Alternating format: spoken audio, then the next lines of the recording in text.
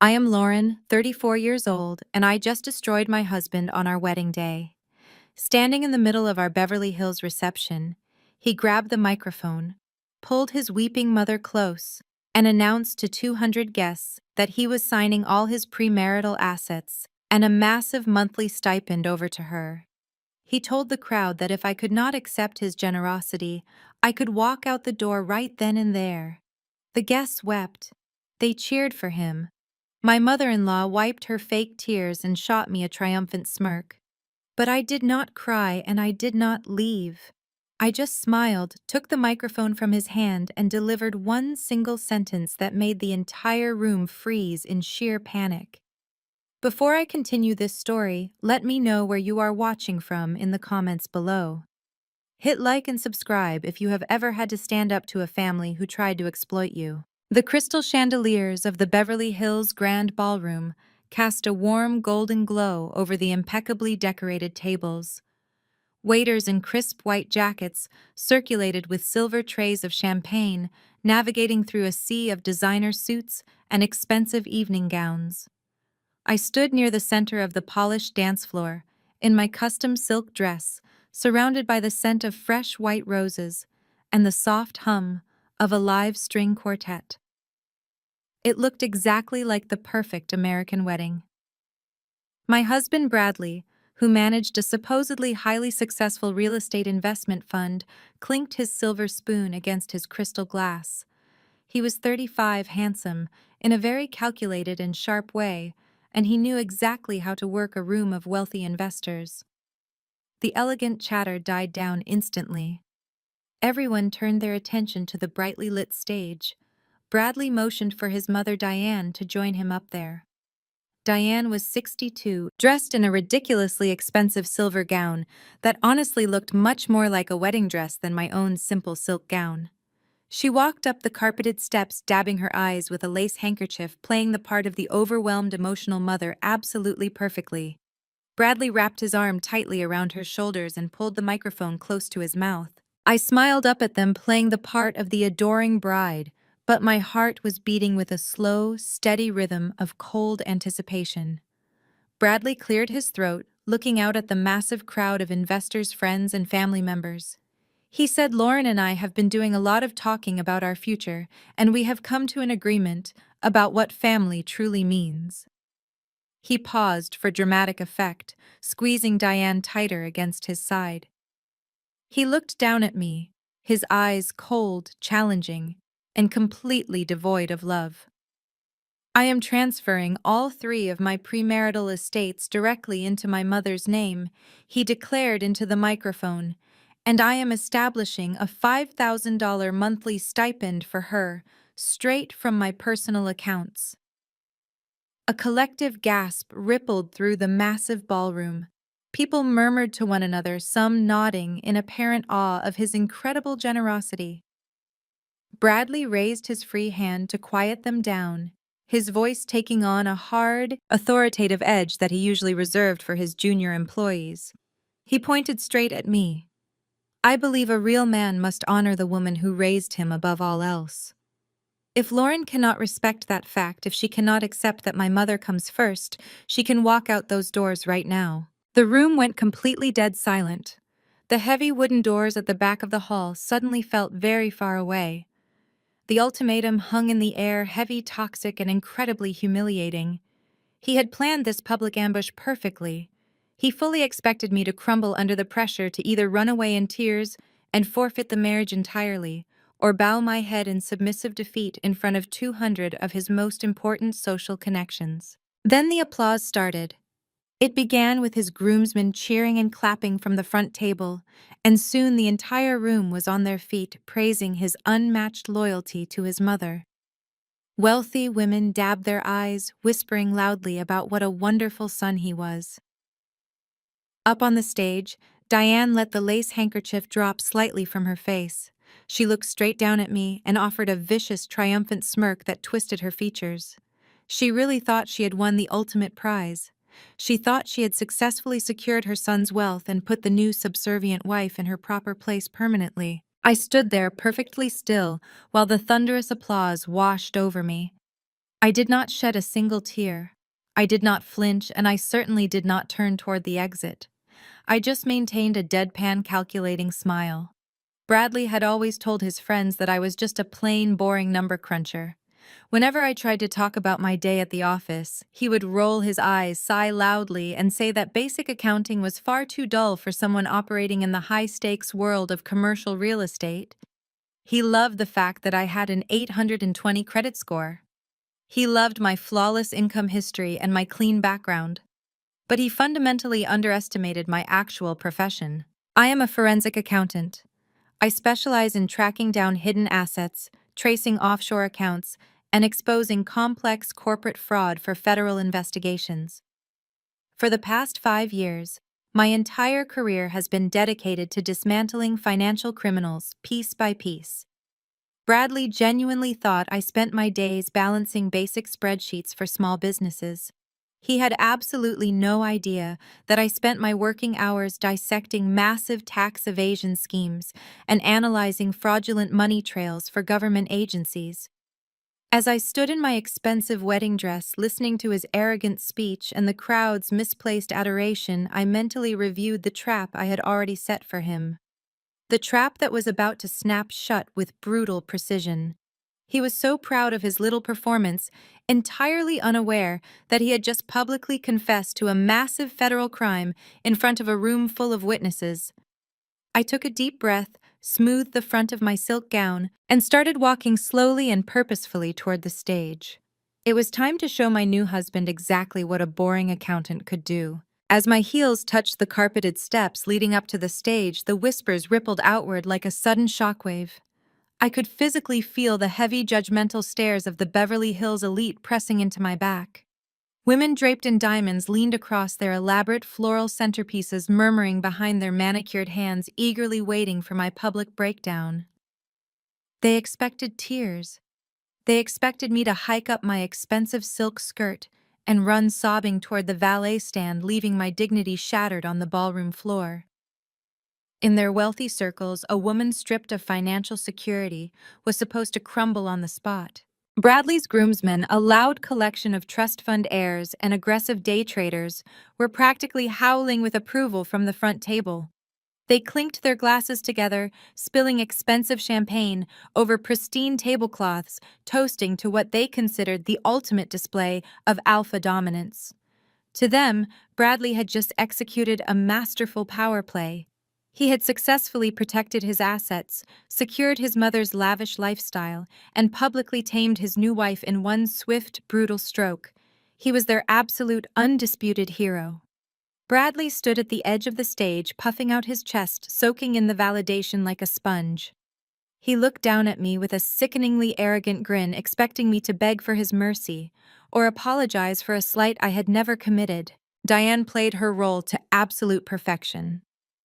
She dabbed her dry eyes with her lace handkerchief, leaning heavily against her son, as if the sheer emotional weight of his generosity was too much for her to bear.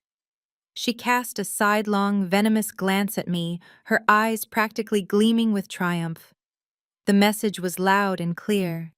She was the queen of this family empire, and I was merely a temporary, disposable addition who had just been forcefully put in my proper place.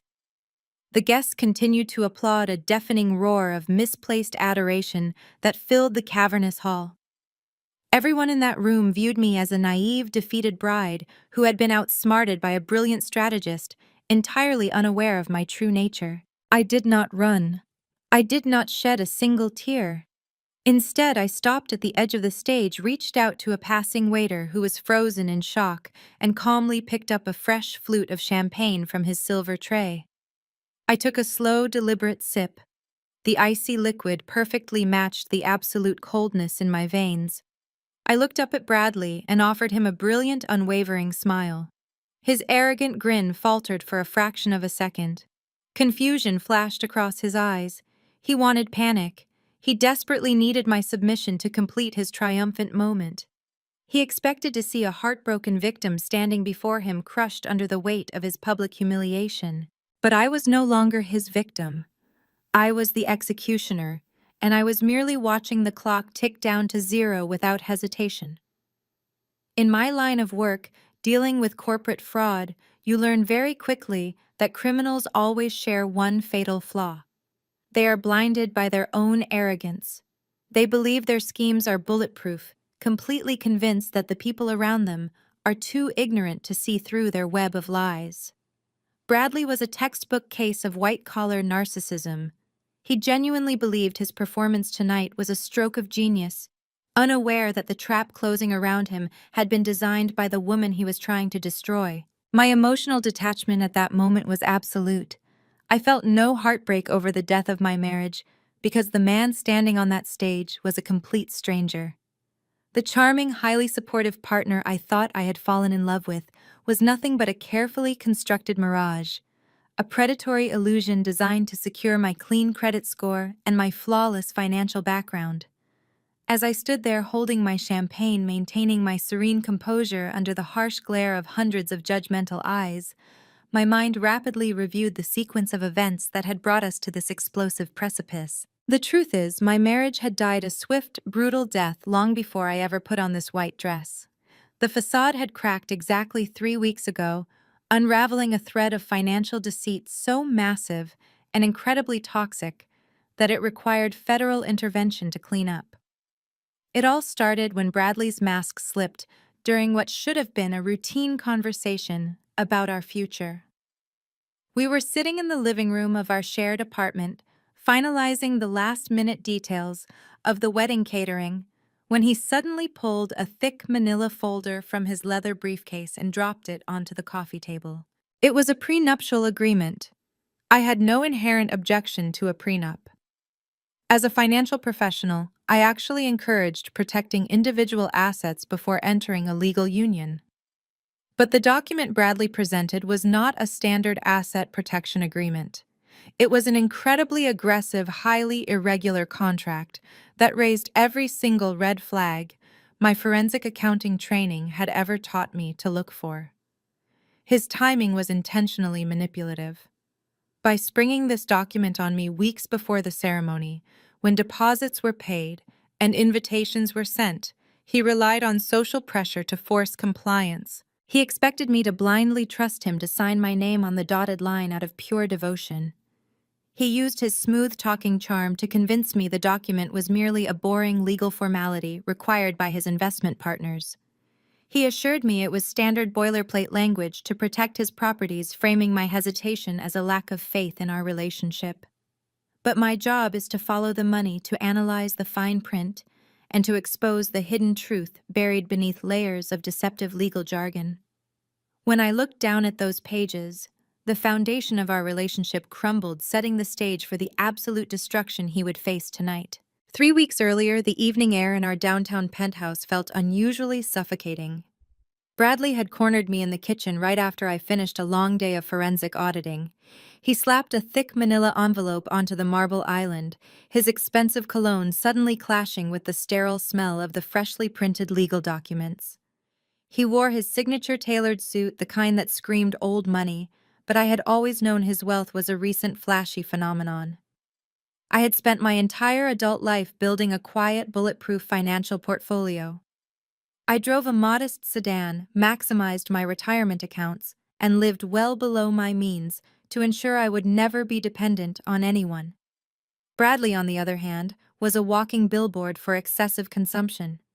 He leased a new sports car every year, wore watches costing more than a house down payment, and frequently hosted lavish dinners, insisting on picking up the tab. At the time, I thought he was just a highly successful, albeit showy real estate fund manager celebrating his hard-earned victories. I had no idea his extravagant lifestyle was entirely funded by a mountain of toxic debt. "Sign it tonight so my lawyers can file it tomorrow," he demanded, tapping his manicured finger against the envelope. His voice carried an artificial casualness, a strained attempt to make this aggressive ambush seem like standard procedure. He poured himself a glass of expensive bourbon, leaning against the counter to block my exit. His eyes locked onto mine, daring me to challenge him. He framed it as a simple protection of his premarital assets, citing his aggressive real estate ventures. "The partners are insisting on it, Lauren. You know how these corporate guys are. They just want to ensure the fund remains insulated from personal liabilities. It is all completely standard. I slid the documents out of the envelope, the crisp white paper feeling heavy in my hands. Even before I read a single line, my instincts flared. The timing was entirely wrong. A legitimate prenuptial agreement takes months of negotiation, full financial disclosures from both parties, and independent legal counsel. Bradley was demanding a signature on a Friday night, 3 weeks before the ceremony, presenting a unilateral contract drafted entirely by his aggressive legal team. He was banking on my supposed ignorance, assuming my career as a corporate accountant meant I only knew how to balance basic ledgers. He wanted to rush me into signing away my rights before I had the chance to let a qualified attorney dissect the clauses. But I did not need an outside attorney to spot a financial death trap. I simply needed 10 minutes with the paperwork. As my eyes scanned the densely packed paragraphs, the deceptive legalese began to unravel. He had buried a horrifying liability clause deep within the 7th page. The fine print explicitly stated that in the event of a divorce, I would hold zero entitlement to any of his personal assets, properties, or future earnings. That was expected. What made my blood run absolutely cold was the subsequent paragraph. It clearly stipulated that any business debts, regulatory fines, or corporate liabilities incurred during the marriage would be classified as community debt. I would be legally responsible for 50% of his financial failures. He was essentially asking me to become a blind guarantor for his highly leveraged real estate fund, offering me absolutely zero upside while exposing me to catastrophic financial ruin. I looked up from the pages, keeping my expression perfectly neutral. Bradley, this states I am liable for your business debts. That is not standard asset protection. That is a direct transfer of liability onto my credit score. His charming facade vanished, replaced by a defensive, volatile anger. He slammed his bourbon glass onto the counter, the amber liquid splashing over the rim. "You are overreacting," he snapped. "It is standard community property language. Do you have any idea how insulting it is that you are interrogating me like a suspect? I am building an empire for us, and you are sitting here analyzing the paperwork like I am trying to rob you. If you do not trust me, Lauren, then what is the point of this wedding?" The gaslighting was textbook. He aggressively twisted the narrative, attempting to make me feel guilty for demonstrating basic financial literacy. He loomed over me, using his physical presence to intimidate me into compliance. It was a classic manipulation tactic designed to exploit emotional vulnerability. A weaker woman might have panicked, terrified of losing the man she loved mere weeks before walking down the aisle.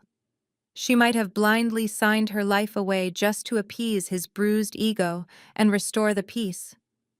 But I was not a weak woman. I was a professional investigator who spent 40 hours a week untangling the financial deceptions of white-collar criminals. I recognized his manufactured outrage for exactly what it was: a desperate attempt to distract me from the radioactive terms hidden inside that contract. Fighting him directly would only prompt him to find a more covert way to ruin me. To survive this union, I had to play his game, but I had to play it infinitely better. I forced my posture to relax, letting my shoulders drop to simulate submission. I pasted an apologetic look onto my face, projecting the exact image of the naive fiancé he wanted me to be. "You are right," I murmured, keeping my voice gentle and yielding. "I am just stressed with all the wedding planning." "I trust you, Bradley. Let me review the signature pages upstairs so I know where to initial." His aggression melted instantly. He offered a victorious smile, believing he had crushed my resistance. "Just bring it down, signed before bed," he instructed. I took the envelope and locked myself inside our bedroom. My compliant facade completely vanished. I laid the contract flat and meticulously photographed every single page with my phone, capturing all the insidious clauses.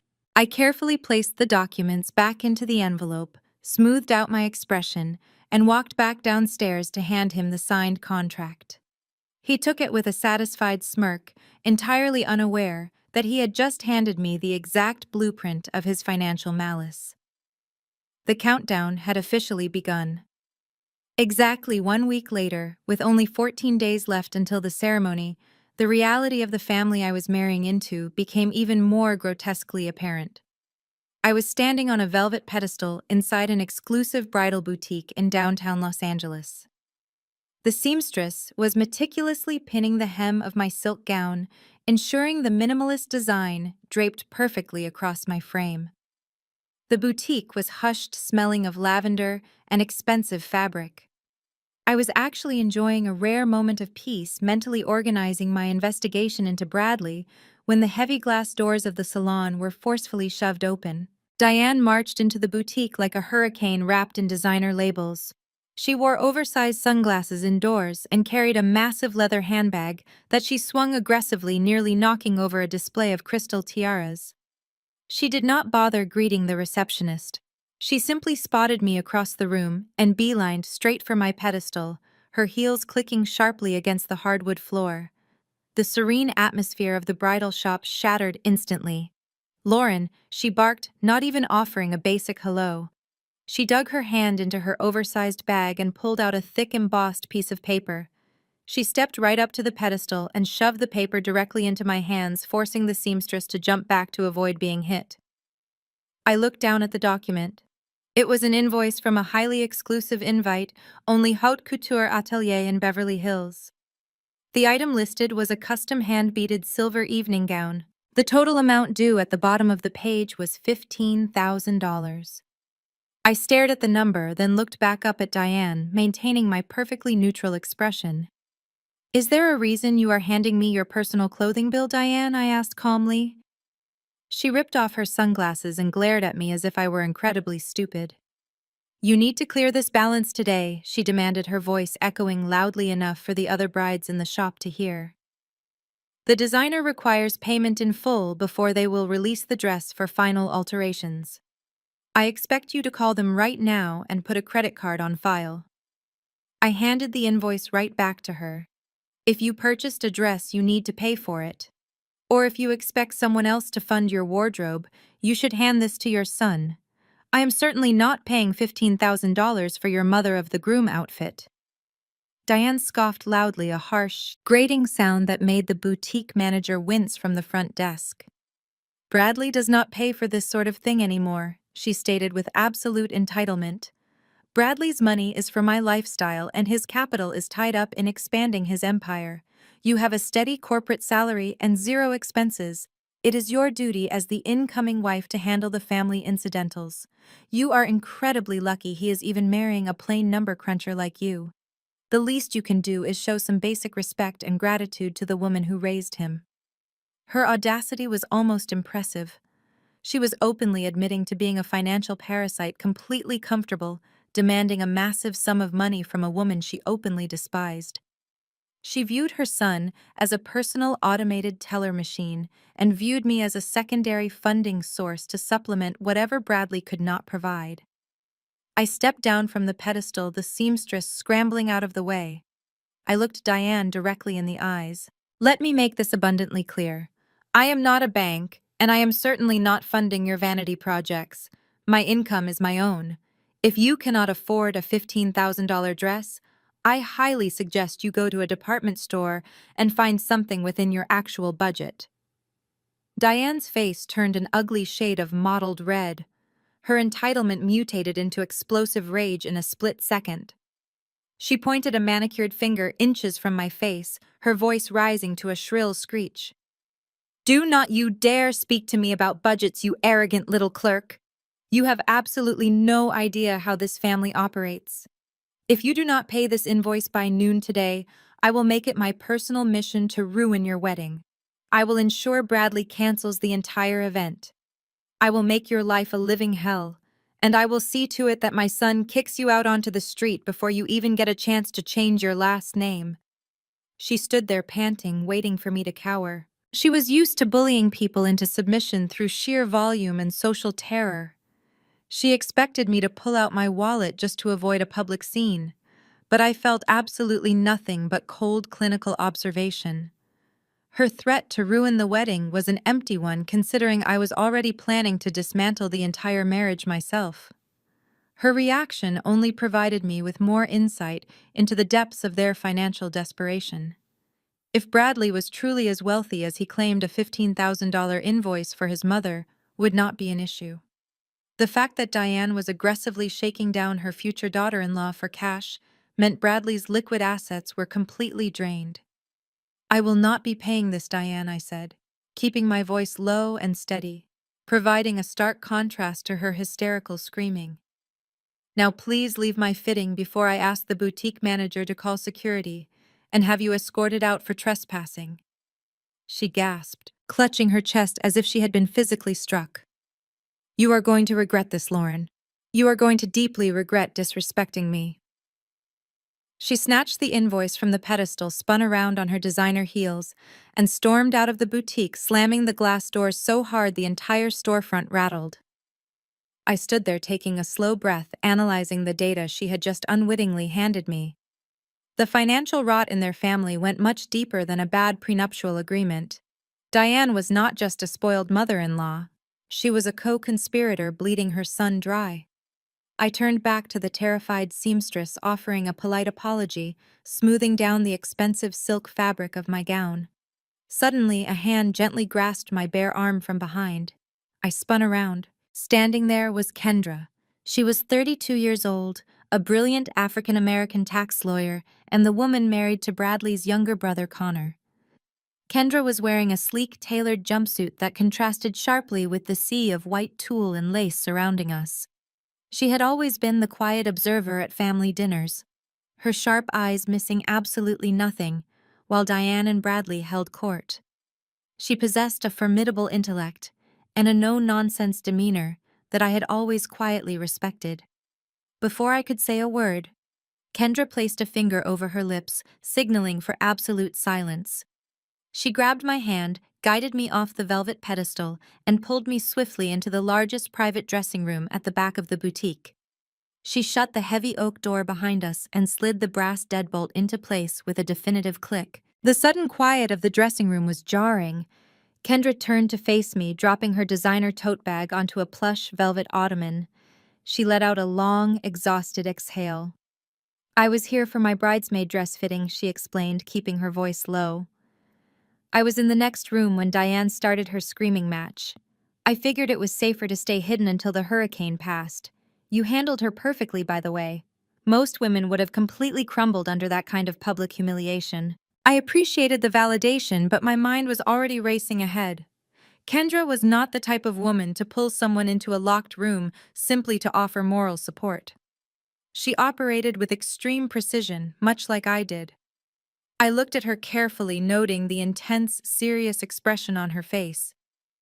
"You did not lock us in here just to compliment my conflict resolution skills, Kendra.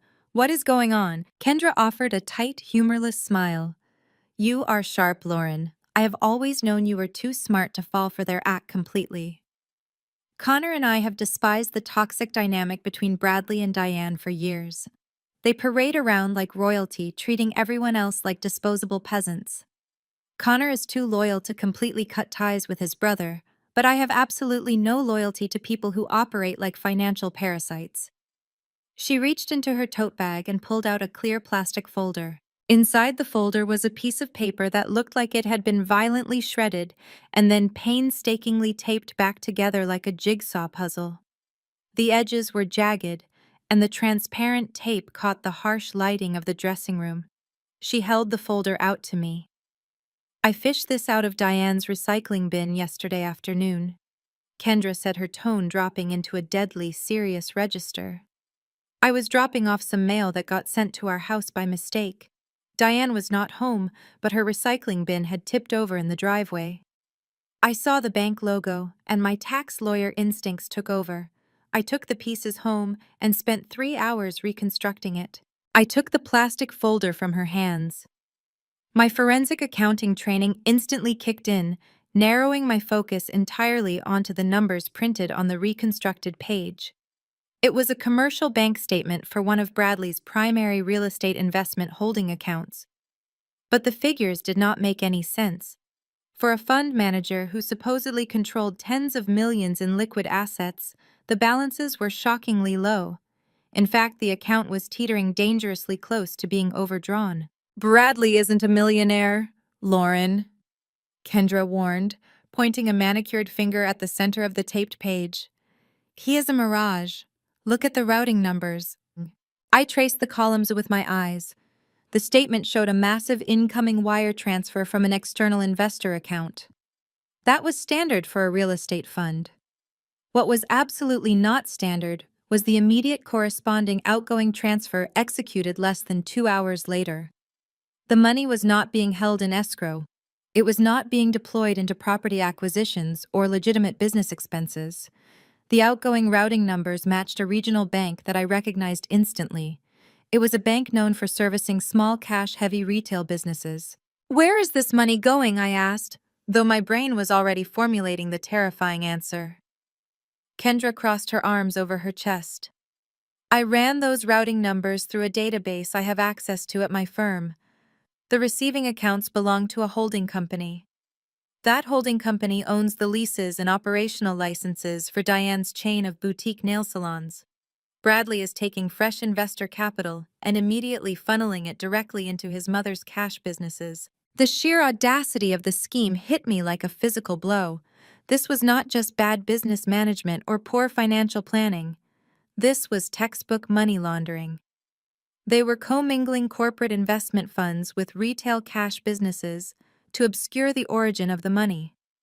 Bradley was likely using Diane's salons to wash the stolen investor capital, making it look like legitimate retail revenue, so Diane could maintain her lavish lifestyle and Bradley could hide the missing funds from his partners. "They are layering the deposits," I murmured, my eyes glued to the transaction dates. "He gets an influx of cash from a new investor, skims a massive percentage off the top, and wires it to Diane. She washes it through the salons, pays the taxes on the fake revenue to make it look clean, and they split the profits. It is a closed-loop system." "Exactly," Kendra confirmed, her eyes blazing with professional outrage. "And because you are an accountant with a flawless credit history and zero debt, Bradley sees you as the ultimate life raft. He knows the walls are closing in. He needs a clean cosigner to anchor his sinking ship. If you marry him under state community property laws, your assets and your pristine credit become his shield. He will leverage your financial identity to keep his scam afloat for a few more years." The pieces of the puzzle slammed into place with sickening clarity. The aggressive prenuptial agreement that assigned me 50% of his business debt. Diane's unhinged demand that I pay her $15,000 dress invoice because Bradley's capital was supposedly tied up. They were drowning, and they were actively conspiring to pull me under the water to save themselves. I looked up from the reconstructed bank statement and met Kendra's gaze. We were no longer just future sisters-in-law navigating a difficult family. We were two highly trained financial professionals staring at a massive active federal crime. "We need to map the entire network," I said, my voice completely steady despite the adrenaline surging through my veins. "This single statement proves intent, but we need the master ledgers to prove the execution. If I am going to dismantle him, I need every single transaction he has made for the past 3 years." Kendra smiled, a genuine expression of predatory satisfaction. "I was hoping you would say that. You have access to his home network, and I have access to the tax databases. If we combine our skill sets, we can build a case so airtight that the federal government will have no choice but to annihilate them.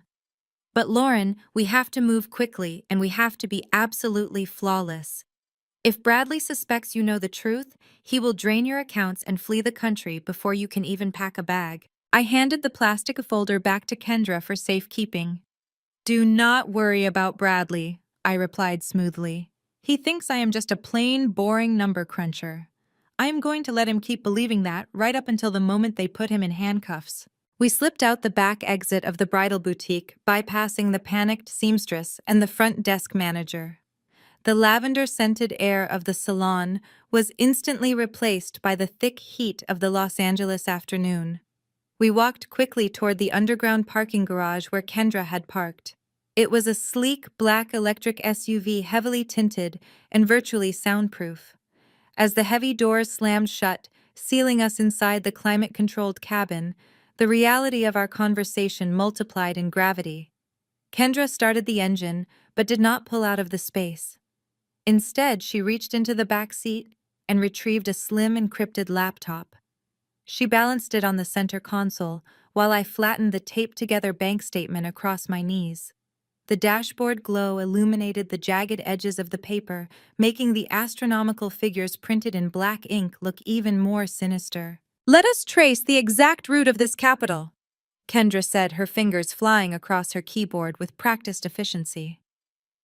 "Read me the first sequence of outgoing routing numbers from that top transaction block." I leaned closer to the document, tracing the line with my index finger. The incoming wire from the new investor was logged at $2.4 million. Less than 48 hours later, a series of identical transfers began bleeding out of that account. I read the numbers aloud, watching as Kendra typed them into a specialized financial tracking database she used at her tax law firm. The screen flashed as it pulled up the associated holding companies. Kendra tapped the screen, her expression hardening. "Look at this. The primary receiving entity is registered under a generic corporate name, but the operating licenses attached to it are exclusively for retail storefronts." She pulled up the business registration files. "It is Diane's chain of boutique nail salons. Every single one of them." I stared at the screen, letting my professional instincts take over completely. The transfers were not lump sums. They were broken down into highly specific recurring amounts. They were funneling thousands of dollars multiple times a week into accounts tied to cash-heavy retail operations. Nail salons were the perfect front for washing dirty money.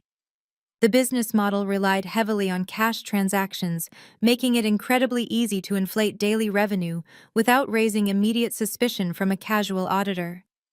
Diane could claim her salons were booking hundreds of premium manicures a day, creating fake receipts to legitimize the stolen investor capital that Bradley was quietly feeding into her business accounts. The sheer volume of the transfers was staggering. Over the course of just 1 month on this single reconstructed page, Bradley had siphoned nearly $500,000 of fresh investor capital directly into his mother's vanity businesses. Kendra pointed to the timestamps on the transfers, her voice dropping into the clinical, precise tone of a seasoned tax lawyer. "They are layering the deposits," she explained, pulling up a comparative chart. "This is not just bad business. It is money laundering." Bradley takes the raw investor capital, which is the placement phase. Then he initiates the layering phase by fracturing the large sums into these smaller, less conspicuous transfers. He wires them to Diane's salons under the guise of vendor payments or consulting fees. Diane washes the funds by mixing them with her legitimate retail cash flow. Finally, they integrate the clean money back into their personal accounts by claiming it as legal business income. They pay the taxes on it to make the IRS think everything is above board. It is a highly coordinated criminal enterprise. The sterile interior of the SUV felt suddenly suffocating. I leaned back against the leather seat, closing my eyes as the horrifying truth locked into place. The romance, the grand proposals, the lavish dinners, it was all an elaborate, meticulously staged production. Bradley had not chosen me because he loved me. He had not chosen me because of my personality or our shared interests. He had chosen me entirely because of my financial profile. In his world of high-stakes fraud, he was a ticking time bomb, and I was the blast shield he intended to hide behind. I was a senior corporate accountant with zero debt, a flawless credit score, and an impeccable professional reputation. I was the perfect, pristine asset. He needed a clean co-signer to legitimize his fraudulent empire, a financially bulletproof wife who could unknowingly absorb the catastrophic fallout when his Ponzi scheme inevitably collapsed. My marriage was not a romance. It was a calculated financial strategy for Bradley. I looked at the taped document on my lap, feeling a profound sense of absolute clarity replace any lingering shock.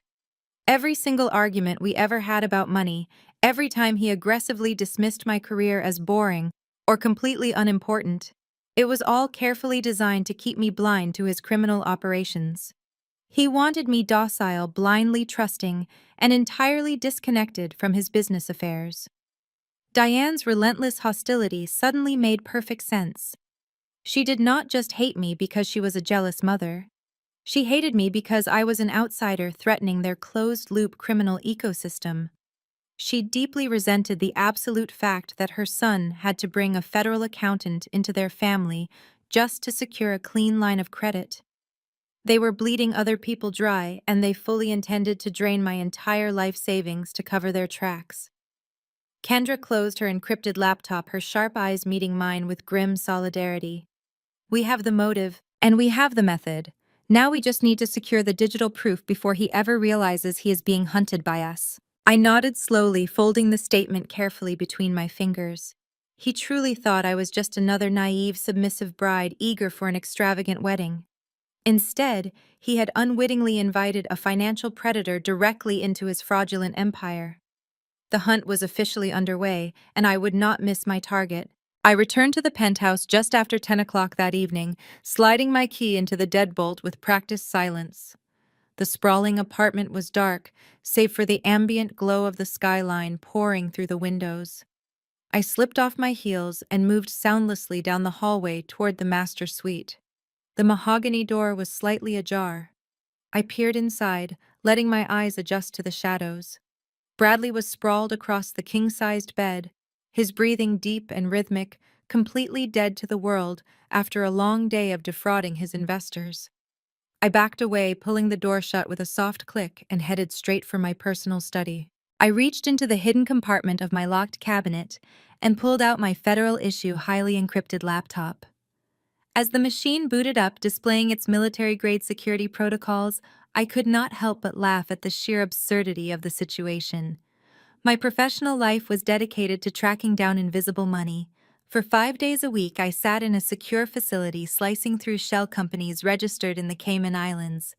I decoded complex cryptocurrency transfers for federal task forces and unraveled offshore tax havens. I was trained to break through the most sophisticated cryptographic defenses on the planet to seize stolen assets. Bradley actually thought I spent my days clicking through mundane tax returns and organizing corporate receipts.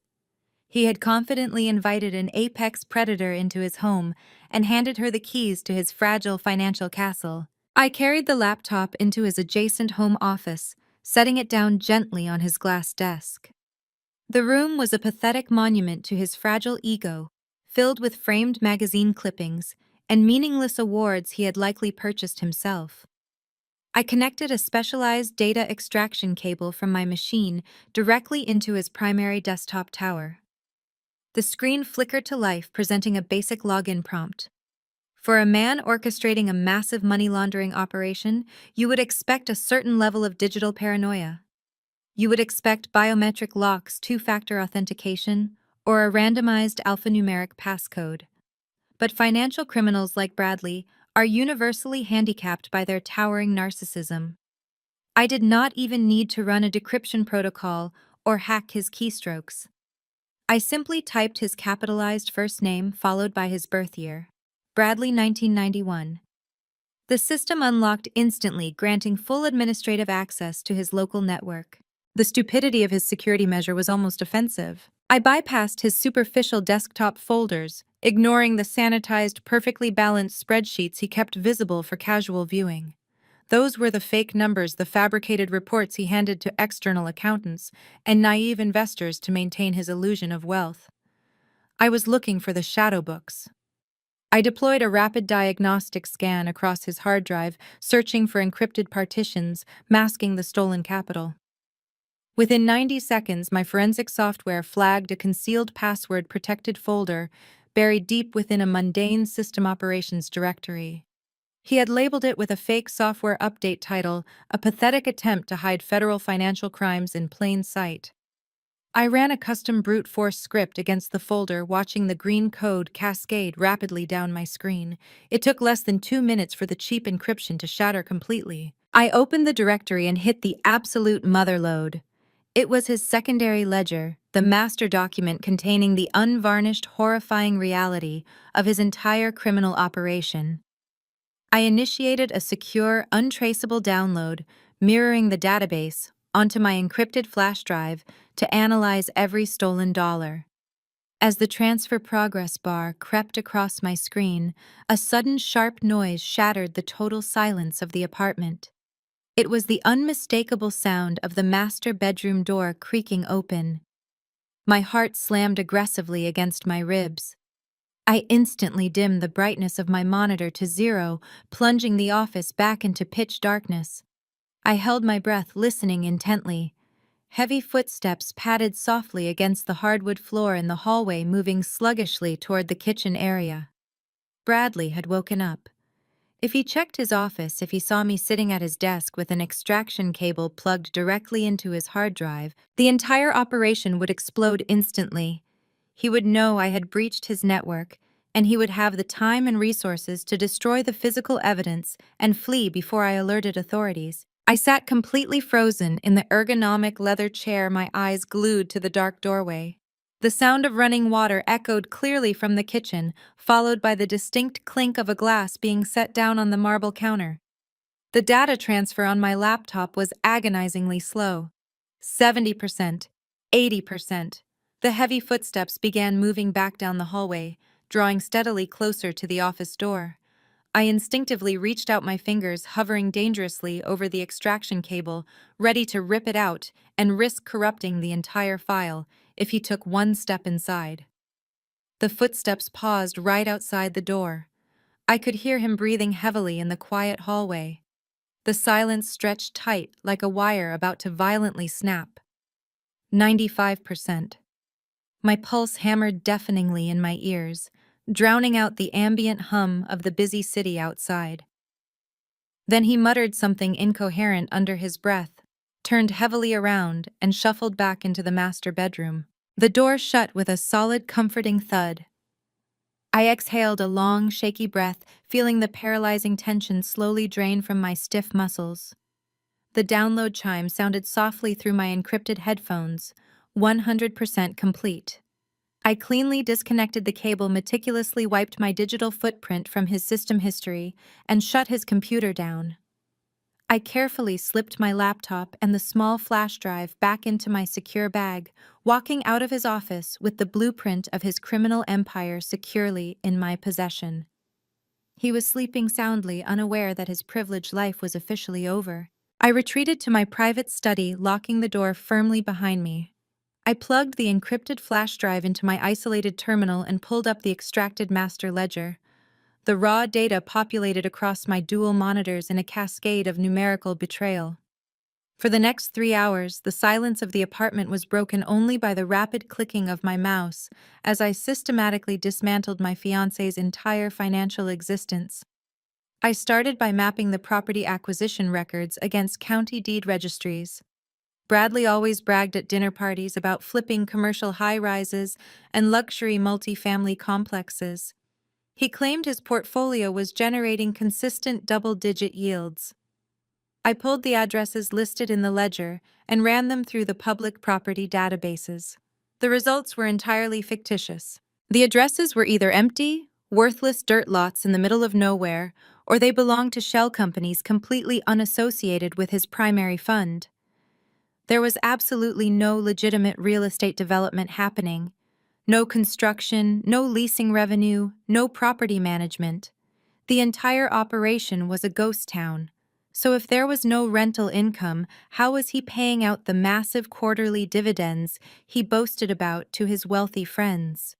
I highlighted a specific transaction path following the money from a wealthy retired surgeon who had invested $2 million just last month. The funds hit Bradley's primary holding account, bypassing any standard escrow protocol completely. Within 48 hours, that exact $2 million was fractured into dozens of smaller outbound wire transfers. I cross-referenced the receiving accounts. They belonged to his earliest investors. He was using the surgeon's fresh capital to pay the guaranteed returns to the people who had invested 2 years ago. It was a classic, structurally perfect Ponzi scheme. He was robbing Peter to pay Paul in an endless, desperate cycle of financial cannibalism. The sheer scale of the fraud, was breathtaking. He was juggling over $30 million in phantom equity, constantly hunting for new victims to keep the previous victims satisfied. Without a constant influx of fresh cash, the entire pyramid would inevitably collapse under its own crushing weight. And the ledger showed the cash flow was severely drying up. Investors were getting spooked. The market was shifting. He was running out of wealthy acquaintances to exploit. His operational deficit was expanding exponentially every single quarter, which explained the manic panic behind the money laundering operation with Diane. They were skimming whatever loose cash they could filter through the nail salons before the federal hammer finally fell. I closed the ledger and opened the archived email directory I had scraped from his server. I needed to know exactly how I fit into this catastrophic implosion. I ran a targeted keyword search across his inbox utilizing my name, my credit score, and terms like marriage and cosigner. The search engine delivered a horrifying cluster of hidden communications. The most damning evidence was an extensive email chain between Bradley and a predatory private lending broker dated 8 months ago. That was exactly 2 months before he proposed to me. I opened the thread. Bradley was begging the broker for a short-term bridge loan to cover a massive shortfall in investor payouts. The broker brutally rejected him, citing Bradley's rapidly deteriorating credit history and his grossly over-leveraged assets. The broker clearly stated that no legitimate financial institution would lend him a single dime without a financially pristine guarantor. Bradley's response to that rejection made my stomach turn into ice. He wrote back outlining a strategic acquisition plan. He did not describe a business merger. He described me. He attached a comprehensive background check he had secretly run on my financial profile. He explicitly highlighted my unblemished federal accounting salary, my zero debt ratio, and most importantly, my 820 credit score. I read the exact words he typed to the broker. She is a boring corporate drone, but her financial profile is absolutely bulletproof. I am going to marry her by the end of the year. Once we are legally bound, her pristine credit and her earning power become community property. I can leverage her financial identity to secure the bridge loans and keep the fund afloat. She is too naive and too trusting to ever question the paperwork. I will have her sign a prenup that isolates my supposed assets, but saddles her with joint liability for the business debt. She is the ultimate clean anchor for my credit. The sheer predatory malice of that email was staggering. Every romantic date, every bouquet of roses, every loving gaze he had ever directed at me was a carefully rehearsed performance. He had scouted me like a distressed asset. He had assessed my value, calculated my usefulness, and initiated a hostile takeover disguised as a fairy tale romance. He chose me specifically because he believed my quiet demeanor equated to stupidity. He thought my lack of flashy designer clothes meant I was desperate for his attention. He genuinely believed he could use me as a human shield to absorb the catastrophic blast when the federal government finally audited his fraudulent empire. I sat back in my chair, staring at the glowing screen as the skyline outside my window began to lighten with the approaching dawn. There was no grief, no sorrow over a lost future. The man I thought I was marrying had never existed. In his place was a desperate, arrogant criminal who had just handed me the very weapon I needed to destroy him completely. This revelation fundamentally shifted every single parameter of our upcoming wedding ceremony arrangements. I meticulously saved the emails and the ledgers into a secure, heavily encrypted dossier. Bradley wanted to use my financial identity to anchor his sinking ship. I was going to gladly serve as an anchor, but I was going to tie it directly around his neck and watch him drown in his own monumental, inescapable, devastating, blinding, absolute arrogance. With the master ledger and those predatory emails safely secured on my encrypted drive, I knew I had uncovered the mechanics of his fraud, but understanding how he stole the money was only half the equation. I needed to understand the timeline. White-collar criminals usually operate with a bloated sense of invincibility until external pressure forces them into a corner. Bradley's sudden frantic push for our wedding, combined with the aggressive prenuptial agreement, indicated a man running out of time. I needed to know exactly who was chasing him. I closed his personal files and opened a secure virtual private network connected to my professional federal access portals. In my role as a forensic accountant, I regularly interface with public federal records, financial clearinghouses, and regulatory databases to flag anomalous corporate behavior. I bypassed the standard public search engines and logged directly into the high-tier verification systems used by financial investigators. I entered Bradley's social security number, followed by the employer identification numbers for his primary real estate fund and the various shell companies I had just uncovered. The system processed the query for a few tense seconds before the screen populated with a cascade of severe regulatory alerts. I leaned closer to the monitors, my eyes scanning the heavily redacted but unmistakable federal tracking codes. Bradley was not just struggling with angry investors or private lending brokers. He was actively being hunted by the United States government. The record showed an active, highly escalated audit initiated by the Internal Revenue Service. But this was not a routine examination of mismatched deductions or late filings. The audit had been flagged and escalated to the Criminal Investigation Division. The federal agents had noticed the massive discrepancies between his reported income and his actual cash flow. They had detected the suspicious structured wire transfers bleeding out of his corporate accounts and into Diane's retail businesses. The IRS was already actively tracing the money laundering operation Kendra and I had just mapped out. The audit had been open for 7 months, operating quietly in the background, while federal agents built their case. Bradley knew they were looking into his books. The sudden hiring of aggressive new defense attorneys confirmed he was fully aware of the impending federal crackdown. This explained the manic urgency behind the wedding date. The federal government moves methodically, building an airtight net before they strike. Bradley was racing against a federal clock, desperately trying to secure my pristine financial identity to use as a human shield before the agents knocked on his door.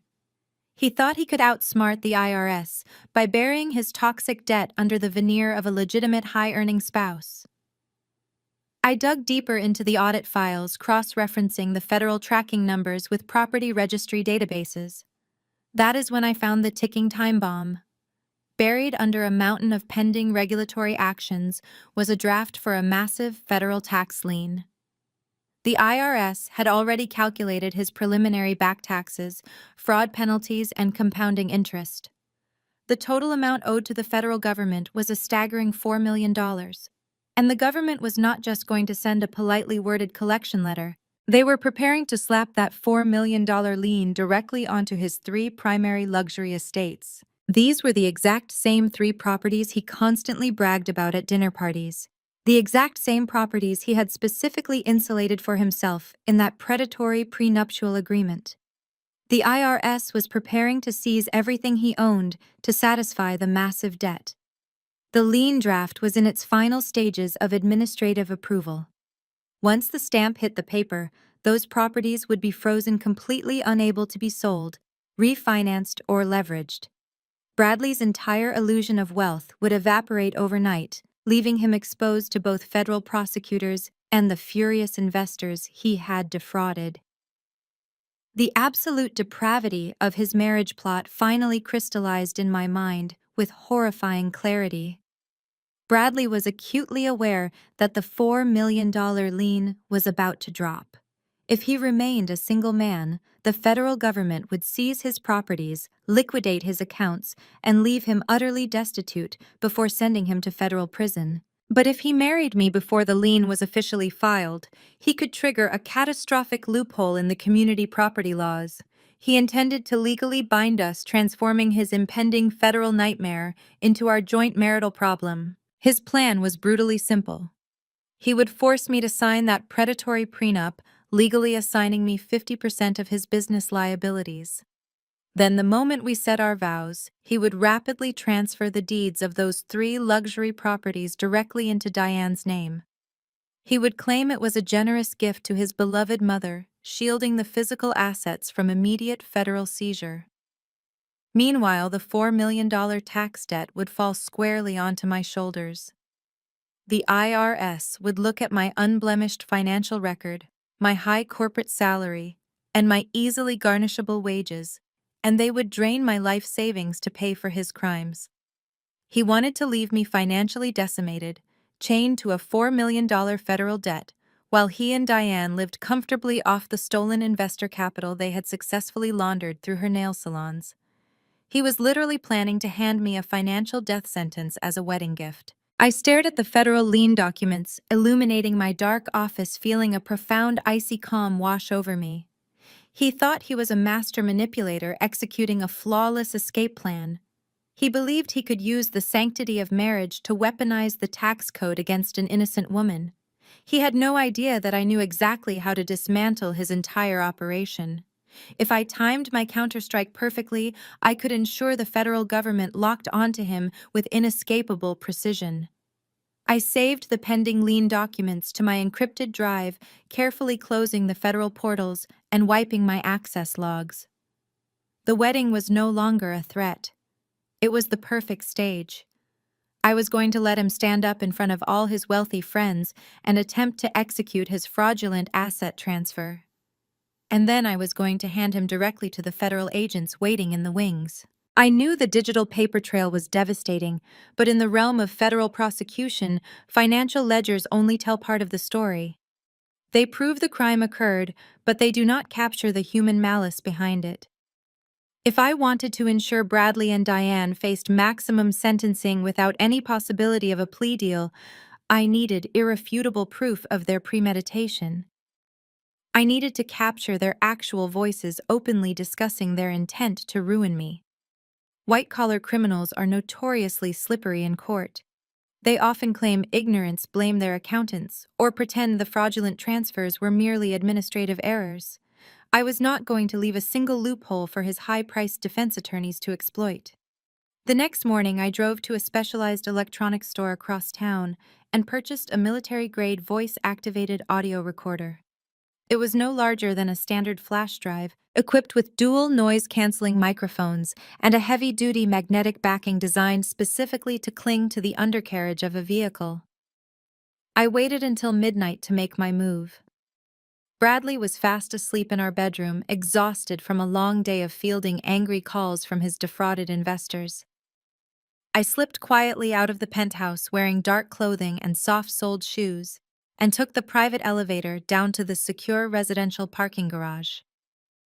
The cavernous concrete structure was completely silent, the fluorescent lights buzzing faintly overhead as I navigated past rows of luxury vehicles. I walked over to his leased sports car, a ridiculous Italian model that cost more per month than most people earned in an entire year. I knelt on the cold concrete floor, ignoring the grease staining my knees, and slid my arm deep under the driver's seat. I felt around the complex wiring harnesses and motorized tracks until my fingers brushed against a solid metal crossbar. I pressed the magnetic recorder firmly against the cold steel, ensuring it was completely hidden from view and securely attached to the frame. The device was programmed to activate the moment it detected human conversation, specifically calibrated to filter out engine noise, radio interference, and road vibrations. Bradley practically lived in his car. He constantly took private business calls while stuck in the notorious Los Angeles traffic, believing the insulated cabin offered total privacy. It was his mobile command center, the one place he felt entirely isolated from scrutiny and secure from prying ears. He had absolutely no idea his private sanctuary was now completely compromised by the woman he planned to destroy. I retreated to the elevator, my pulse remarkably steady and my mind completely clear. I just had to wait for him to hang himself with his own words. The following evening, Bradley told me he was attending a mandatory networking dinner with prospective clients. I knew from the intercepted emails that he was actually meeting with a desperate lending broker trying to secure enough cash to keep his angry investors at bay for a few more days. The moment his car pulled out of the garage, I set my timer. He returned exactly 3 hours later, smelling faintly of expensive scotch and manufactured confidence. He kissed my cheek, complained about the terrible traffic, and headed straight for the shower. I immediately grabbed my keys and went back down to the garage. I reached under the driver's seat, my fingers quickly locating the small magnetic device. I pulled it loose, slipped it into my pocket, and hurried back upstairs to my locked study. I plugged the recorder into my encrypted terminal and loaded the audio files. There were 4 separate recordings. The first 3 were mundane, just Bradley yelling at other drivers and confirming dinner reservations. But the 4th audio file was nearly 20 minutes long. I put on my noise-canceling headphones and pressed play. The unmistakable voice of Diane echoed clearly through the speakers. Bradley had her on speakerphone while navigating the freeway. Diane sounded frantic, her usual arrogant tone replaced by high-pitched anxiety. She was demanding to know if the asset protection documents were finalized. Bradley let out a harsh, cruel laugh that made the hairs on the back of my neck stand up. "Relax, Mom." His voice crackled through the audio. "I had her sign the liability clauses last week. She did not even blink. She is so caught up in picking out floral arrangements she has no idea what is coming." Diane sighed heavily into the phone. "Are you absolutely certain the timing will work? The federal notices arrived at my salons today. They are asking about the cash deposits. We are out of time, Bradley. We cannot afford any delays with this wedding." I closed my eyes as Bradley delivered his response, his voice dripping with pure, unadulterated malice. "I promise you, Mom, everything is perfectly scheduled. Once the ink is dry on the marriage license, her assets are tied to mine.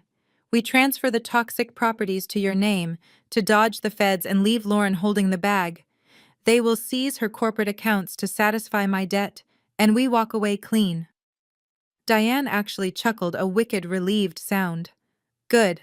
I cannot stand playing nice with that boring girl anymore. Get the ring on her finger so we can finally be done with this mess." The audio recording clicked off, leaving me sitting in total silence. Any microscopic shred of empathy I might have harbored for Bradley instantly evaporated.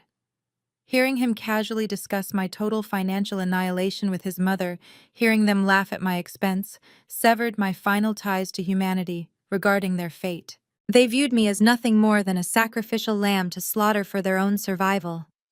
I unplugged the recorder, my heart beating with the slow, terrifying rhythm of absolute vengeance. The trap was no longer just about self-defense. It was about ensuring they suffered the exact fate they had meticulously planned for me. I smiled coldly and closed the file. The very next morning, I texted Kendra from a secure messaging app. We needed a face-to-face meeting far away from the polished, listening walls of Bradley's social circles.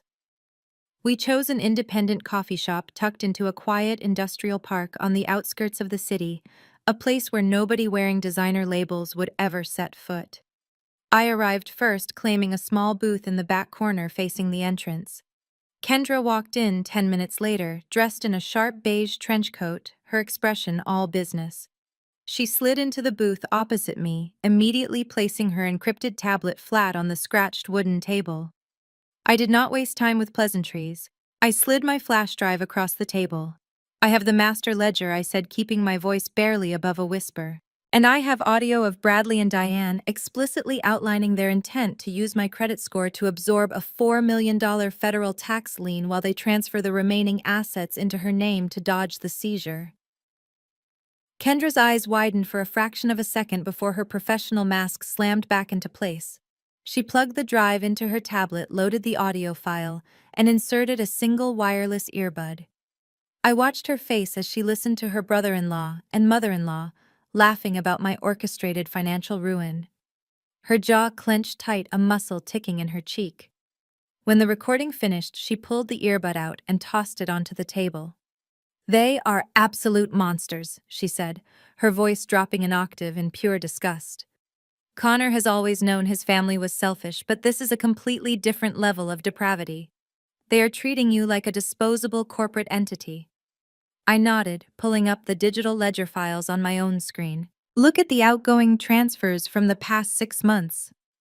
I instructed, pointing to the highlighted columns. "He is bleeding his early investors dry, and the surplus is flowing straight into Diane's holding accounts. Now show me what you found on the tax side." Kendra brought up a series of complex tax filings on her tablet. Diane owns 6 boutique nail salons across the county, she explained, tracing the numbers with her pen. On paper, they are incredibly successful. But nail salons are predominantly cash businesses, which makes them the holy grail for money launderers. Diane is taking the stolen investor funds Bradley wires to her, classifying them as daily cash receipts from imaginary customers, and depositing the money straight into her corporate accounts. She pays the federal and state taxes on that fake revenue, which washes the dirty money completely clean. Once the taxes are paid, the money is fully integrated into the legitimate banking system. It looks like honest profit from a booming beauty empire. But I ran a comparative analysis of her reported inventory costs versus her reported revenue. It is mathematically impossible. She claims to be servicing 500 clients a day, but she is only purchasing enough acrylics polish and sanitation supplies to service maybe 50. The margins are completely fabricated. She is reporting massive fake cash revenues to wash Bradley's stolen funds. The scale of their coordinated fraud was breathtaking, and having Kendra confirm the exact mechanics of the laundering operation gave me the final piece of the puzzle. I leaned back against the vinyl booth processing the raw data. They have built an entire criminal ecosystem, I said.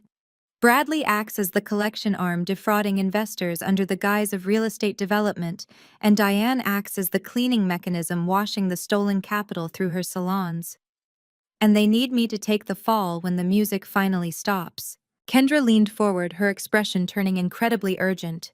And the music is about to stop very abruptly, Lauren. You need to understand how the Internal Revenue Service operates. The Criminal Investigation Division does not play games. They do not send polite warning letters when they are dealing with multi-million-dollar fraud and money laundering rings. They move fast, and they move with absolute devastating force. The fact that Diane has already received federal notices asking about cash deposits means the agents are in the final stages of their probe. They are crossing their T's and dotting their I's. When the hammer drops, it will be a coordinated raid. They will freeze every single account, seize every property, and arrest anyone tied to the financial network. My blood ran cold at her words. Bradley plans to finalize the asset transfer the moment we sign the marriage license, I said. He wants to execute a quitclaim deed to put the properties in Diane's name, leaving me legally shackled to his remaining liabilities as his spouse. Kendra shook her head emphatically. We cannot let that happen. We need to ensure you are completely insulated legally before the federal agents make their move. If you sign a legitimate marriage license, you step directly into the blast radius. Community property laws in this state are ruthless. The government will not care that you were deceived. If your name is on the marriage certificate, your assets are fair game for debt collection. You will lose your retirement accounts, your savings, and your professional license. I took a slow sip of my black coffee, the bitter taste grounding me in the reality of the situation. I am not going to let him file the marriage license, I stated with absolute certainty. I have a plan for the ceremony, but Bradley is already pressuring me to sign preliminary paperwork. He wants an asset transfer consent form signed this week. He claims it is a standard business formality for his fund, but I know it is the legal mechanism he needs to push the properties to Diane the second we say our vows. Kendra's eyes gleamed with a brilliant tactical light. Then you are going to sign it, she said smoothly. But you are going to sign a document that is fundamentally legally defective. You have to play the role of the compliant, naive bride right up until the very last second. If he hands you a corporate consent form, we will alter the notary stamp and the signature line just enough to render the contract completely void in a federal court, but not enough for Bradley to notice at a casual glance. He is too arrogant to scrutinize a document he believes he forced you into signing. We spent the next hour in that quiet coffee shop drafting a meticulous countermeasure strategy. We analyzed the specific legal requirements for property transfer consent forms, identifying the exact structural weaknesses we could exploit. Kendra outlined the specific notary discrepancies that would automatically invalidate a corporate asset transfer without raising immediate alarms for the recipient. I absorbed every detail, committing the legal loopholes to memory. We were no longer just reacting to Bradley's betrayal. We were actively building the legal cage that would trap him. By the time we walked out of the coffee shop and into the bright morning sunlight, our alliance was unbreakable. I had the forensic evidence, and Kendra had the tax law expertise. Together, we were going to hand the federal government a perfectly packaged criminal indictment, and we were going to make sure Bradley and Diane took the fall entirely alone, locked away in a federal prison cell where their arrogant manipulation could never harm another innocent victim again. 2 days later, the scenario Kendra and I anticipated played out with terrifying predictability. I walked into our penthouse after a late meeting, dropping my keys into the silver bowl. Bradley was waiting in the kitchen. Usually glued to his phone barking orders tonight, his phone lay face down on the counter. He had poured 2 glasses of vintage red wine and arranged an artisanal cheese platter. The performance was meticulously crafted. He wore a crisp white dress shirt with sleeves casually rolled up, projecting the image of a relaxed fund manager. But my trained eyes caught the micro expressions of sheer panic. The tight clench of his jaw, the subtle tapping of his left foot. A faint sheen of perspiration gathered at his temples despite the air conditioning. He was a cornered animal acting like a predator. "Lauren, darling," he purred, sliding a wineglass toward me. "I am glad you are home. Take a sip and relax. We have a tiny bit of boring administrative housekeeping to handle before we can focus on the wedding this weekend." I took the glass, faking a look of bright adoration. "Oh, really?" I asked, keeping my voice light. "Did the caterer mess up the invoice? Or is this about the seating chart? Because if your mother tries to move my friends again, I might scream." He forced a hollow laugh, wrapping his arm around my waist. "Nothing like that," he murmured, kissing my head. "It is just internal corporate restructuring. My board of directors is executing a routine portfolio realignment before the fiscal quarter ends. Because we are getting married in a few days, compliance needs you to sign an asset transfer consent form. It simply states you acknowledge my premarital properties are moving into a holding trust. It is a standard business formality." He slid a thick document toward me, capping it with a gold fountain pen.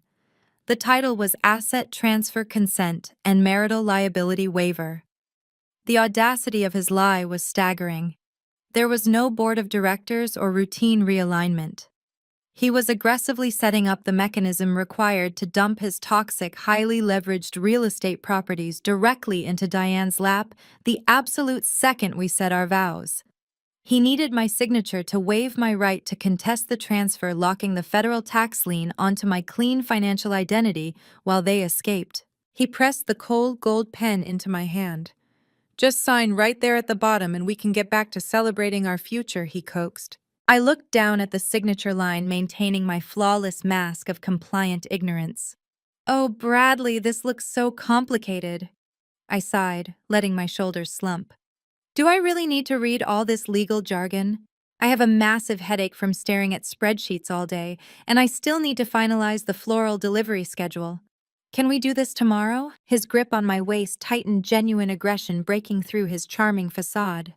"It needs to be filed first thing tomorrow morning, Lauren. Do not make a big deal out of a simple signature. It takes 2 seconds and then I handle the rest. You do not need to worry about corporate details. I have everything under control." I suppressed a violent surge of revulsion, forcing an agreeable nod. "Okay, fine," I chirped.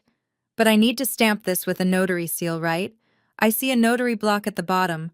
Let me just run into my home office and grab my professional stamp. I will be right back." He let out a heavy sigh of relief, dropping his arm. "Make it quick," he instructed, reaching for his wineglass to celebrate his perceived victory. I walked down the hallway and slipped into my locked study. Once the door shut, my submissive demeanor vanished entirely. I walked over to my secure desk drawer and pulled out a small, self-inking notary stamp. I acquired this specific stamp earlier today from a trusted colleague at my federal accounting firm. My colleague retired his notary commission over 3 years ago.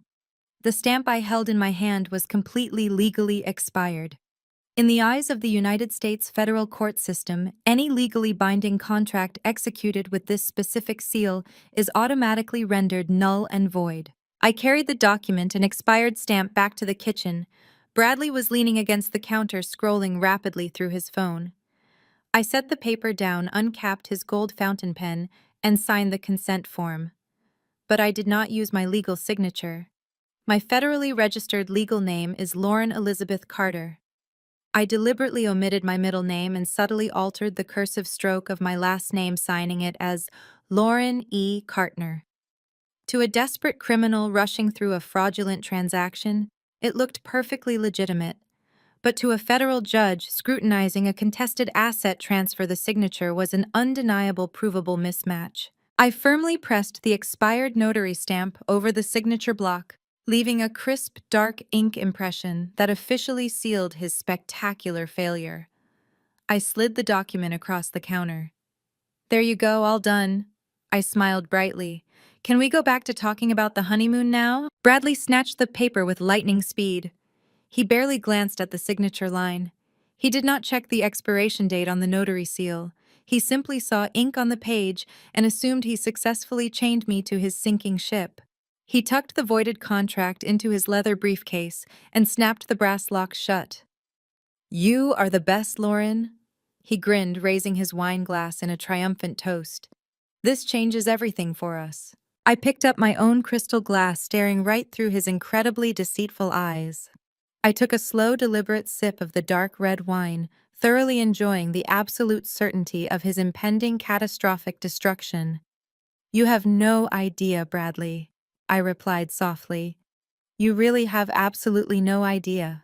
The transition to the rehearsal dinner the following evening was seamless in its hostility. We were seated in the private dining room of an exclusive country club.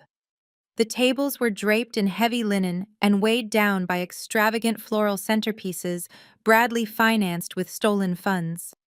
The room was packed with his associates, extended family, and aggressive groomsmen who would soon cheer for my demise. I sat quietly at the head table, picking at seared scallops, wearing a polite smile that masked my total revulsion. Diane stood up, tapping a silver spoon against her crystal champagne flute. The room quieted, turning to the matriarch of this fraudulent empire. She wore a glittering emerald gown, her neck heavy with diamonds belonging to defrauded retirees. She beamed, raising her glass. "I want to propose a toast to my son," Diane announced. "Bradley has always been a visionary. He built a magnificent real estate empire from the ground up, and he has always taken care of his family first. And now he is taking care of Lauren." She turned her gaze directly toward me. Her smile remained, but her eyes were venomous. "Let us be honest, Lauren. You are a lucky woman. You spend your days crunching numbers in a cubicle, living a modest life. But tomorrow my son is elevating you. He is bringing you into a world of true wealth. It is an adjustment for your background, but we know you will be grateful for everything Bradley is providing." To Bradley sharing his success with those less fortunate. The guests chuckled politely, raising their glasses. A few of Bradley's friends shot me pitying glances. Diane had publicly branded me a desperate charity case, a plain corporate drone rescued from mediocrity by her wealthy son. Bradley grinned, kissing his mother's cheek and accepting the applause. He basked in the narrative that he was my financial savior. I raised my glass and took a sip of water. I let Diane enjoy her joke. Tomorrow she would be desperately begging federal agents to keep those stolen earrings. The rehearsal dinner wound down, and Bradley and I returned to our hotel suite. The facade of the generous groom vanished the second the heavy door shut. He loosened his tie, ran a hand through his hair, and immediately marched over to his leather briefcase. He pulled out a thick stack of stapled documents and dropped them onto the glass coffee table. "Lauren, I need you to sign these vendor releases right now," he said, rubbing his temples to simulate exhaustion. "The florist and catering company are demanding final liability waivers before they set up the ballroom tomorrow morning. My legal team just messaged me. It is a massive headache, but I just need your signature on the bottom line so I can authorize the final wire transfers." I walked over to the coffee table, playing the part of the drained bride. I picked up the stack of papers. The first 2 pages were standard liability waivers from the hotel catering staff, but my thumb caught the edge of the 3rd page. It was slightly thicker stock paper. I slid it out a fraction of an inch, my eyes scanning the dense legal text. It was a general power of attorney. Bradley was not just trying to saddle me with his business debts through a fake prenuptial agreement. He was going for total financial annihilation. A general power of attorney would grant him unilateral legal access to my personal bank accounts, my retirement funds, and my professional federal identity. He could drain my life savings and take out massive lines of credit in my name without my consent. He wanted to strip mine my financial existence the moment the federal agents froze his accounts. I did not gasp. I did not confront him. I simply sighed loudly, rubbing my eyes. Bradley, my hands are cramping from writing thank you notes all day, I complained softly.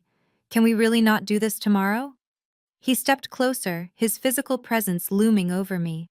Lauren signed the papers. We are getting married in 12 hours. I am handling the stressful parts so you can just enjoy the day. Do not make this difficult. I nodded submissively. You are right. I am sorry. I just want everything to be perfect. Let me grab my pen. I turned my back to him and walked to my designer purse. I reached inside and retrieved a sleek silver fountain pen. It looked like an expensive gift, but it was a specialized tool I acquired during a federal fraud prevention seminar in Washington.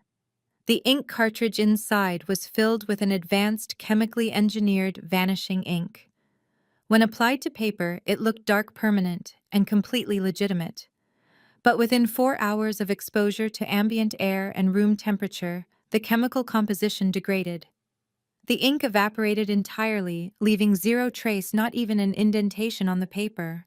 I walked back to the coffee table, uncapped the heavy silver pen, and flipped through the stack of documents. I scrawled my full legal signature across the 2 catering waivers, and then without any hesitation, I signed my name directly onto the signature block of the general power of attorney.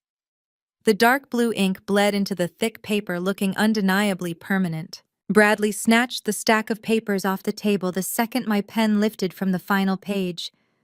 He let out a long, heavy exhale, a predatory smile creeping across his face. Thank you, darling. I will give these to my lawyer first thing in the morning. Now go get your beauty sleep. You have a big day ahead of you tomorrow. I smiled back at him, slipping the silver pen into my pocket. He walked away, clutching a document that would erase itself long before the sun even came up. He thought he had successfully secured the keys to my entire financial life. He had no idea he was holding a blank piece of paper. The morning of the wedding arrived with a frantic knock on my hotel suite door. The sunlight felt almost mocking, illuminating a day built entirely on deception.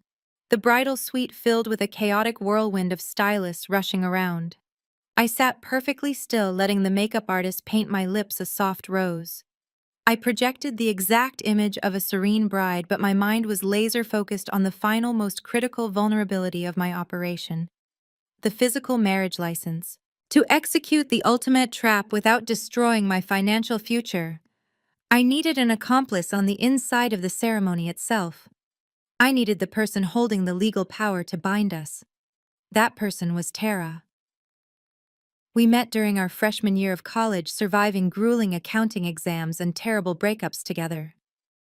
When Bradley proposed, I immediately asked Tara to get ordained online to officiate the ceremony.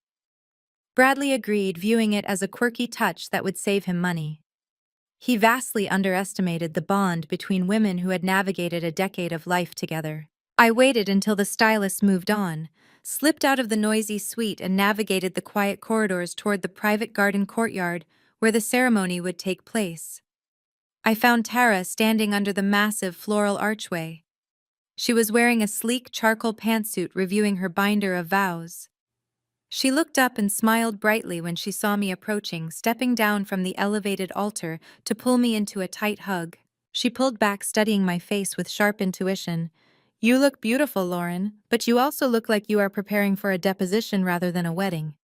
What is going on? Her instincts were flawless.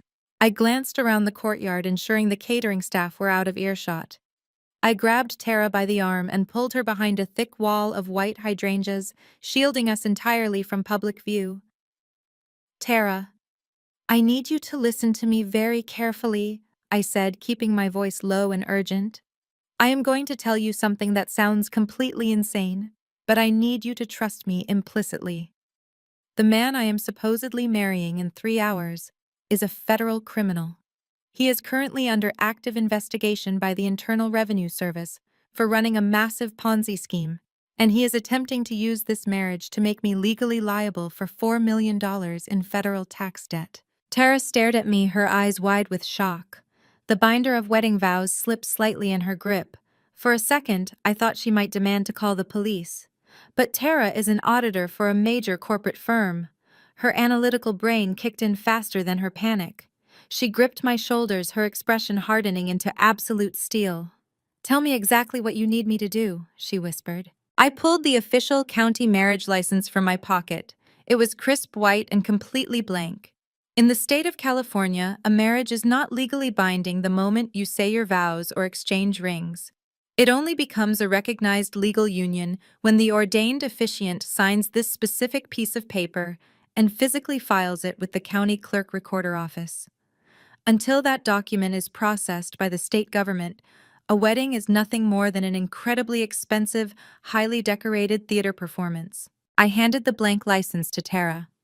"I need you to conduct the ceremony exactly as we rehearsed," I instructed, holding her gaze with unwavering intensity. "You will walk down the aisle. You will read the beautiful speeches, and you will pronounce us husband and wife in front of 200 guests. But you will not, under any circumstances, sign this piece of paper, and you will absolutely not file it with the county clerk. I need you to take this document and destroy it the second you get home." Tara looked down at the pristine legal document, then back up at me, a fierce, predatory smile slowly spreading across her face. "So I am officiating a play," she confirmed, her tone turning entirely professional. "A complete theatrical production to keep him comfortable while the trap closes. You will not be legally married today." "Exactly," I replied. "Bradley thinks he has already won. He thinks he forced me into a predatory prenuptial agreement, and he thinks he tricked me into signing a power of attorney last night. What he does not know is that I voided the asset transfer with an expired notary stamp, and I signed his power of attorney with vanishing ink. He holds zero legal power over me. But to execute his fraudulent asset transfer to his mother, he needs to believe the marriage is valid. I need him standing on that stage tonight, arrogant and exposed, publicly claiming his mother's new wealth. That is the exact moment the federal agents need to secure the raid. If this license gets filed, I am legally tethered to a sinking ship. If you destroy it, I remain a single, completely insulated woman watching a criminal burn." Tara folded the marriage license meticulously and slid it deep into the inside pocket of her tailored suit jacket. She patted the pocket flat, her eyes burning with fierce loyalty. "The document does not exist, Lauren. You will walk down that aisle a single woman, and you will walk out of this reception a single woman. Bradley is going to get the show of a lifetime." I exhaled a deep breath, the final puzzle piece locking firmly into place. The loophole was secured. The escape route was paved in concrete. I hugged Tara tightly, feeling the overwhelming relief of having an unbreakable ally in the middle of a war zone. I turned and walked back toward the bridal suite, ready to slip into my white gown. The stage was set, the audience was taking their seats, and the curtain was about to rise on Bradley's final performance. The orchestral music swelled as the heavy mahogany doors swung open. I walked down the pristine white runner, the heavy silk of my gown brushing against imported orchids lining the aisle. Every eye in the garden courtyard was fixed on me, admiring the illusion of a perfect Beverly Hills bride. At the end of the aisle stood Bradley, looking devastatingly handsome in his custom tuxedo. He wore a practiced expression of profound devotion, looking like a man eagerly awaiting his forever partner, not a financial predator watching his human shield arrive. Diane sat in the front row, dabbing her dry eyes. I reached the altar and handed my bouquet to Kendra. Tara stood before us, holding her binder, projecting the solemn authority of an ordained minister. When it came time for the vows, Bradley went first. He projected his voice perfectly, ensuring the wealthy investors in the back rows could hear his masterful performance. "Lauren," he began, his voice dripping with manipulative charm, From the moment I met you, I knew you were the anchor I needed. You bring stability to my chaos. I promise to protect you, to share everything I have built with you, and to lead our family into an empire of prosperity. Several guests sniffled deeply, moved by his hollow promises. I heard a criminal confirming his intent to legally tether my immaculate credit to his collapsing scheme. He squeezed my hand, smiling brilliantly for the photographer. I smiled back, feeling nothing but cold anticipation. It was my turn. The garden fell completely silent, the afternoon breeze rustling the floral archway above us. I looked directly into his deceitful eyes. "Bradley," I said, keeping my tone perfectly measured and serene. "You have shown me exactly who you are, and you have taught me the true value of an airtight contract. I promise to hold you entirely accountable for every single thing you bring into this union. I vow to stand by and watch you reap the absolute fullest rewards of your own actions. I will ensure your legacy is permanently recorded, and I promise to give you exactly what you have earned. I will never let you escape the consequences of the bond we forge right here today." The guests smiled warmly, wiping away tears. They interpreted my words as a fierce, unwavering declaration of spousal loyalty. Diane nodded in smug approval, completely mistaking my vow of accountability for submissive devotion. Only Kendra, standing a few feet away, caught the lethal double meaning hidden in my vows. I saw the corner of her mouth twitch upward in silent appreciation. Bradley chuckled softly, squeezing my fingers again, entirely oblivious to the fact that I had just publicly sworn to oversee his federal prosecution. Tara instructed us to exchange rings. He slid a heavy diamond onto my finger, and I slid a gold band onto his. Then Tara smiled brightly at the crowd. "By the power vested in me by the state of California, I now pronounce you husband and wife. You may kiss the bride." Bradley pulled me in and kissed me enthusiastically. The crowd erupted into thunderous applause. The moment we exited the courtyard, the wedding planner swiftly directed us into an ornate private holding room to sign the legal paperwork, while the guests transitioned to the grand ballroom for cocktail hour. Tara followed closely behind us. A waiter stood in the corner of the holding room, holding a silver tray with 2 tall flutes of vintage champagne. Bradley immediately grabbed a glass, downing half of it in one triumphant gulp. He practically radiated arrogant satisfaction. Tara pulled a generic marital certificate from her binder and placed it onto the polished oak table. It was a ceremonial keepsake document, an utterly meaningless piece of paper that couples often frame. It carried zero legal weight in California, but to a distracted criminal, it looked official enough. I needed to ensure even this fake document was ruined, preventing him from ever trying to use it as circumstantial proof of our union. I picked up the second flute of champagne and walked over to the table. Bradley pulled his expensive fountain pen from his pocket. "Lauren, come sign this so we can go join the party," he ordered. "The investors are waiting and I need to make rounds." I stepped right beside him, holding my champagne flute precariously close to the crisp paper. I gave Tara a swift, barely noticeable nod. She bumped my elbow. I gasped intentionally, losing my grip on the crystal glass.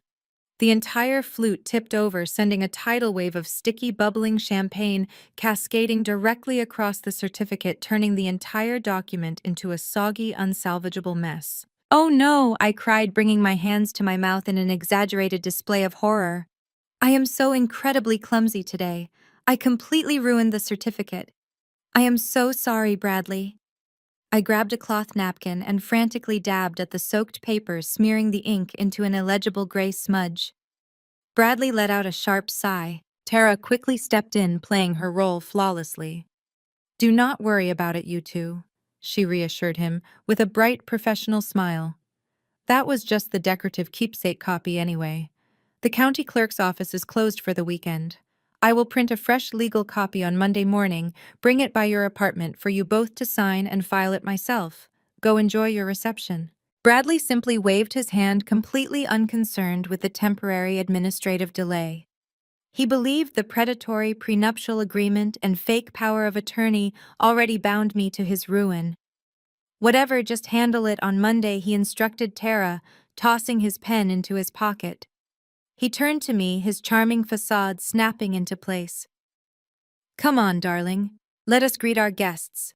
We have a massive future to celebrate." He grabbed my hand and pulled me out the door. The illusion of our matrimony was perfectly executed. I took a deep breath and walked forward. Bradley paraded me into the lavish grand ballroom where the cocktail hour was already roaring. Crystal glasses, clinked jazz music echoed off the vaulted ceilings, and waiters circulated with expensive appetizers.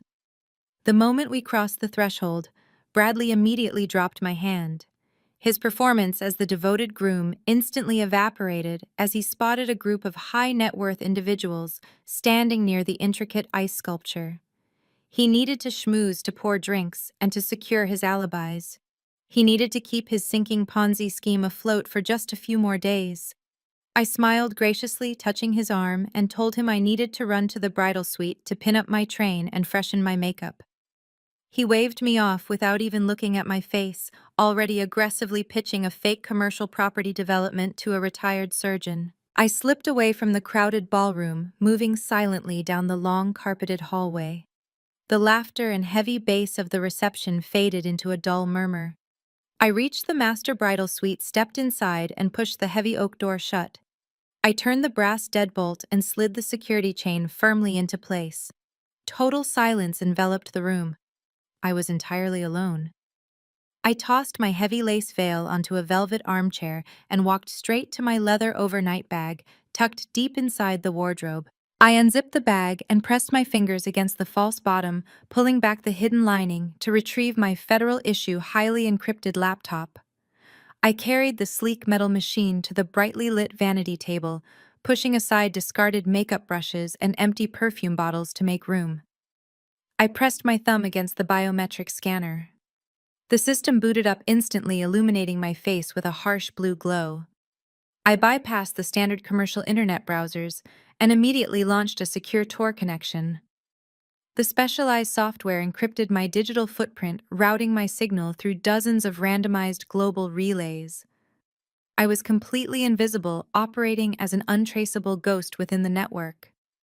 I navigated directly to the secure intake portal for the Internal Revenue Service whistleblower office, simultaneously opening a secondary encrypted window for the local Federal Bureau of Investigation white-collar crime field office. I opened my heavily protected master folder and began uploading the payload.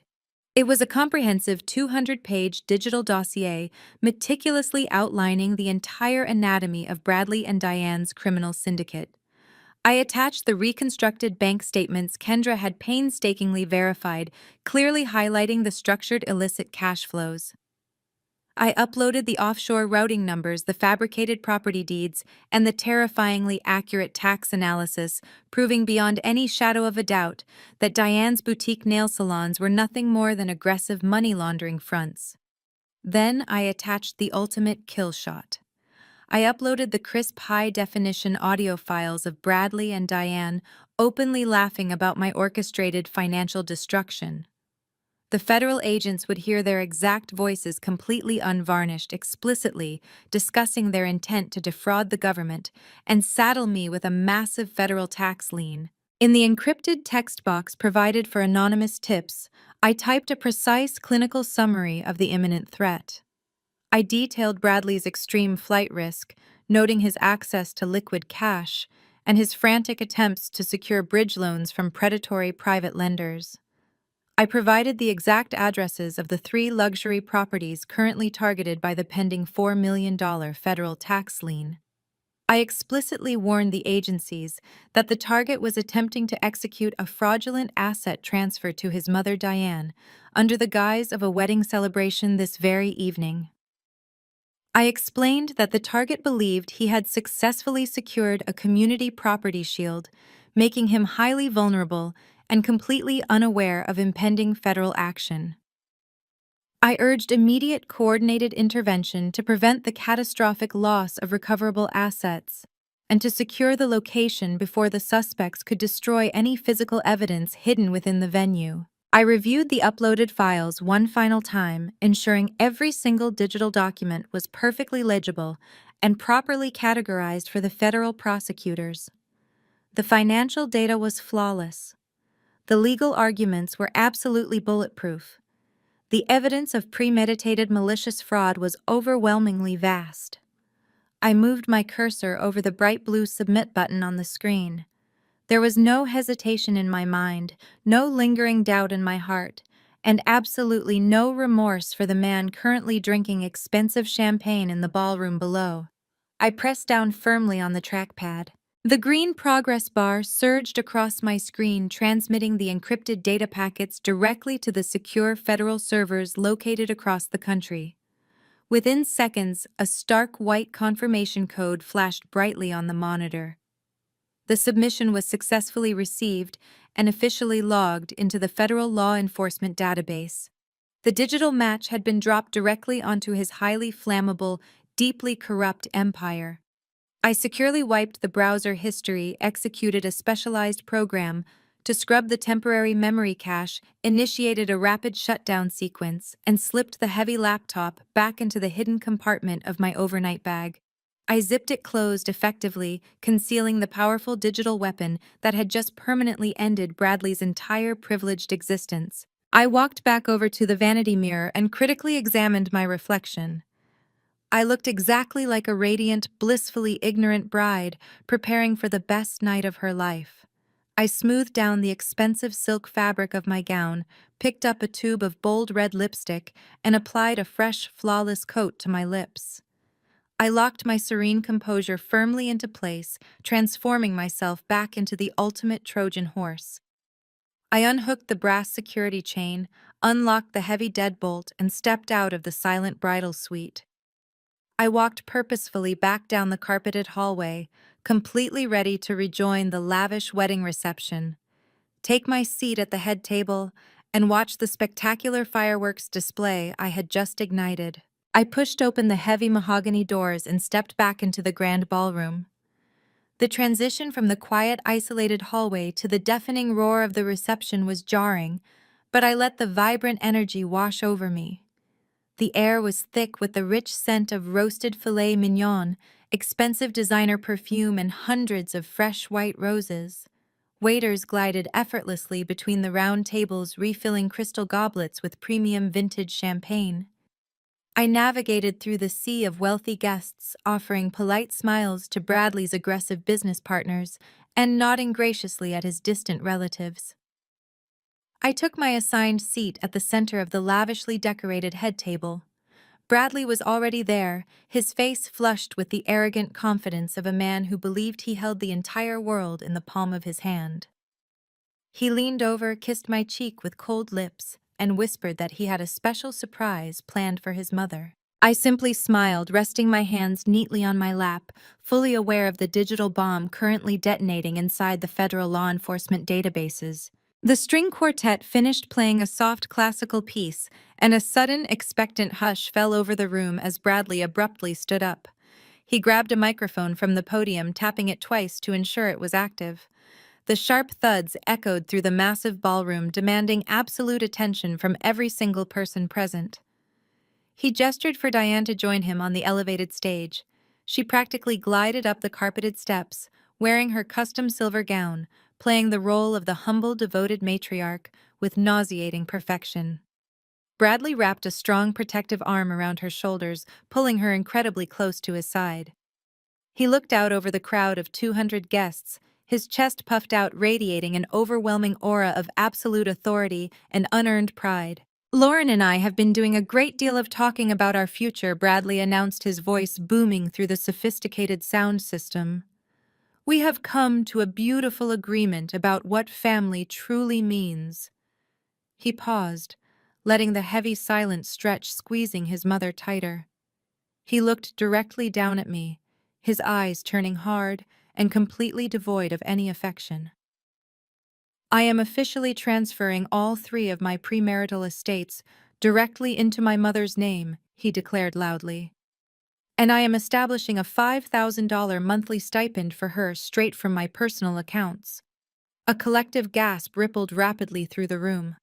Bradley raised his free hand to silence the shocked murmurs, his tone shifting into a sharp, aggressive command. "A real man honors the woman who raised him. If Lauren cannot respect that fact, if she cannot accept that my mother comes first, she can walk out those doors right now. The massive ballroom plunged into a deafening, suffocating silence. The air grew instantly heavy, thick with the crushing weight of his brutal public ultimatum. 200 pairs of eyes shifted from the stage and locked directly onto me. The wealthy investors seated at the front tables stared with unblinking curiosity, waiting to see exactly how the new bride would handle this severe humiliation. At the far side of the room, Bradley's groomsmen exchanged smug, highly satisfied glances. They leaned back in their chairs, clearly enjoying what they perceived as a masterful display of patriarchal dominance. They expected me to shatter instantly. They anticipated a hysterical breakdown, fully believing I would either dissolve into pathetic tears or run sprinting out of the venue in absolute disgrace. Up on the stage, Diane shifted her weight. She pulled away from Bradley just enough to lean her face toward the microphone he was holding tightly. The fake tears she had been wiping away moments earlier completely vanished without a trace. Her expression morphed into a sharp, venomous sneer. She looked down at me from her elevated position, her eyes gleaming with undisguised malice and absolute triumph. "Well," Diane purred into the microphone, her voice echoing sharply across the silent room. "What is it going to be, Lauren? Are you going to be a supportive wife or a selfish little girl?" The sheer audacity of her taunt hung in the stale air. She thought she had me entirely trapped in a flawless scheme. She genuinely believed her son had successfully isolated me, legally bound me to his collapsing financial empire, and publicly stripped me of my dignity. She thought I was paralyzed by the immense social pressure of the Beverly Hills elite staring me down, but I felt absolutely no fear, no humiliation, and zero panic. The trap she thought she had sprung on me was nothing more than the final stage of my own meticulous execution plan. I caught Kendra's eye across the room. She was sitting at her table holding her wineglass, projecting a look of calm, dangerous anticipation. We both knew the federal agents were already mobilizing. I remained perfectly seated for one more second, savoring the absolute certainty of their impending destruction. Then I turned to my right. A waiter stood frozen next to my chair, his eyes wide with second-hand embarrassment. I held out my half-empty crystal champagne flute. He blinked, clearly confused, before hesitantly extending his silver tray. I placed the glass down with a soft, deliberate clink. I stood up, smoothing the front of my tailored silk wedding gown. I did not look at the ground. I did not avert my gaze from the stage. I kept my head held high, my posture radiating total uncompromising confidence. The silence in the room intensified as my heels clicked sharply against the polished hardwood floor. I walked at a steady, methodical pace directly toward the center stage. Every single step I took felt like a hammer striking the final nails into their corporate coffins. Bradley watched me approach, a triumphant, arrogant smirk slowly spreading across his face. He thought I was coming up to publicly surrender to him right there. Perfect. He thought I was coming up to publicly surrender to him right there. Perfect. I climbed the 3 carpeted steps to the elevated stage, moving with a calm and deliberate grace. My silk gown glided smoothly over the edge of the platform. Bradley extended his free hand toward me.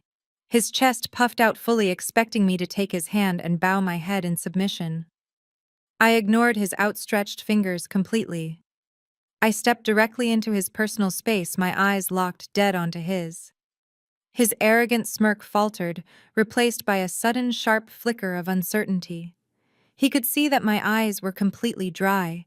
There was no fear, no humiliation, and absolutely no submission. I reached out and firmly gripped the microphone he was holding. For a split second, he resisted, his knuckles turning white. But I gave him a look of such absolute chilling authority that his fingers instinctively loosened. I pulled the microphone smoothly from his grasp and turned to face the vast sea of wealthy guests. The ballroom was so quiet I could hear the faint hum of the audio feedback from the speakers above. 200 faces stared back at me, their expressions frozen in a mix of pity and morbid curiosity. I held the microphone perfectly steady. My voice when I spoke rang out crystal clear and completely devoid of emotion. It was the precise clinical tone I used when dismantling hostile corporate executives in a federal deposition. What an incredibly generous son you are, Bradley. The words echoed off the vaulted ceilings. A wave of confused murmurs swept through the crowd. The wealthy investors in the front row exchanged bewildered glances. The groomsmen at the side table stopped their aggressive cheering, their champagne glasses hovering awkwardly in the air. This was not the script they had anticipated. They expected weeping, they expected begging, they expected me to flee. By standing my ground and complimenting him, I had completely derailed their carefully constructed narrative. Diane shifted uncomfortably beside Bradley. Her malicious sneer wavered. She narrowed her eyes, trying to decipher my angle. She leaned closer to the microphone, attempting to regain control of the situation. "You are making the right choice, Lauren," she said, her tone dripping with fake maternal condescension. "It is good to see you finally understand your place in this family." I turned my head slowly to look at her. I did not blink. I did not break eye contact. I let a slow, terrifying smile spread across my face. "Oh, I understand my place perfectly, Diane," I replied, my voice echoing loudly through the ballroom. "My place is exactly where I have always been, uncovering the truth." I turned my attention back to the bewildered crowd. I raised my chin, projecting my voice to reach the very back of the hall. Bradley has always loved to boast about his immense wealth and his brilliant real estate empire. I continued, my tone sharp and slicing through the tension. "He wants all of you to believe that transferring these 3 massive luxury estates to his mother is an act of pure, selfless devotion." I paused, letting the silence stretch tight across the room. I looked directly at Bradley. Heavy beads of sweat rolled down his temples. He took a half step backward, his predator instincts finally screaming that he had walked into a trap. He opened his mouth to speak, but no sound came out. His vocal cords were paralyzed by a creeping, terrible realization. "And it is exceptionally brave of you to transfer those 3 estates to Diane right now," I announced, raising my voice to a commanding pitch, considering the Internal Revenue Service just placed a $4 million federal tax lien on all of them for massive investor fraud. The entire ballroom inhaled sharply as one collective entity. A woman in the front row gasped loudly, dropping her silver fork onto her china plate with a piercing clatter. The wealthy investors sat bolt upright, their faces draining of color as the words "investor fraud" echoed through the sound system. Panic rippled outward like electricity through water. I turned directly to my mother-in-law, who was now trembling visibly in her expensive silver gown. "Congratulations, Diane," I said, my voice ringing with brutal, triumphant clarity. "You are now the legal recipient of a $4 million federal debt and a prime suspect for felony money laundering." The silence shattered instantly. The ballroom erupted into absolute chaos. Guests leaped out of their chairs. Bradley threw his hands out his face, turning an apoplectic shade of crimson. "Give me the mic," he bellowed, lunging toward me. "You are out of your mind. You are lying." I stepped back smoothly, keeping the microphone firmly in my grip. "I am a forensic accountant, Bradley," I stated, ensuring every single person in the room heard my actual profession.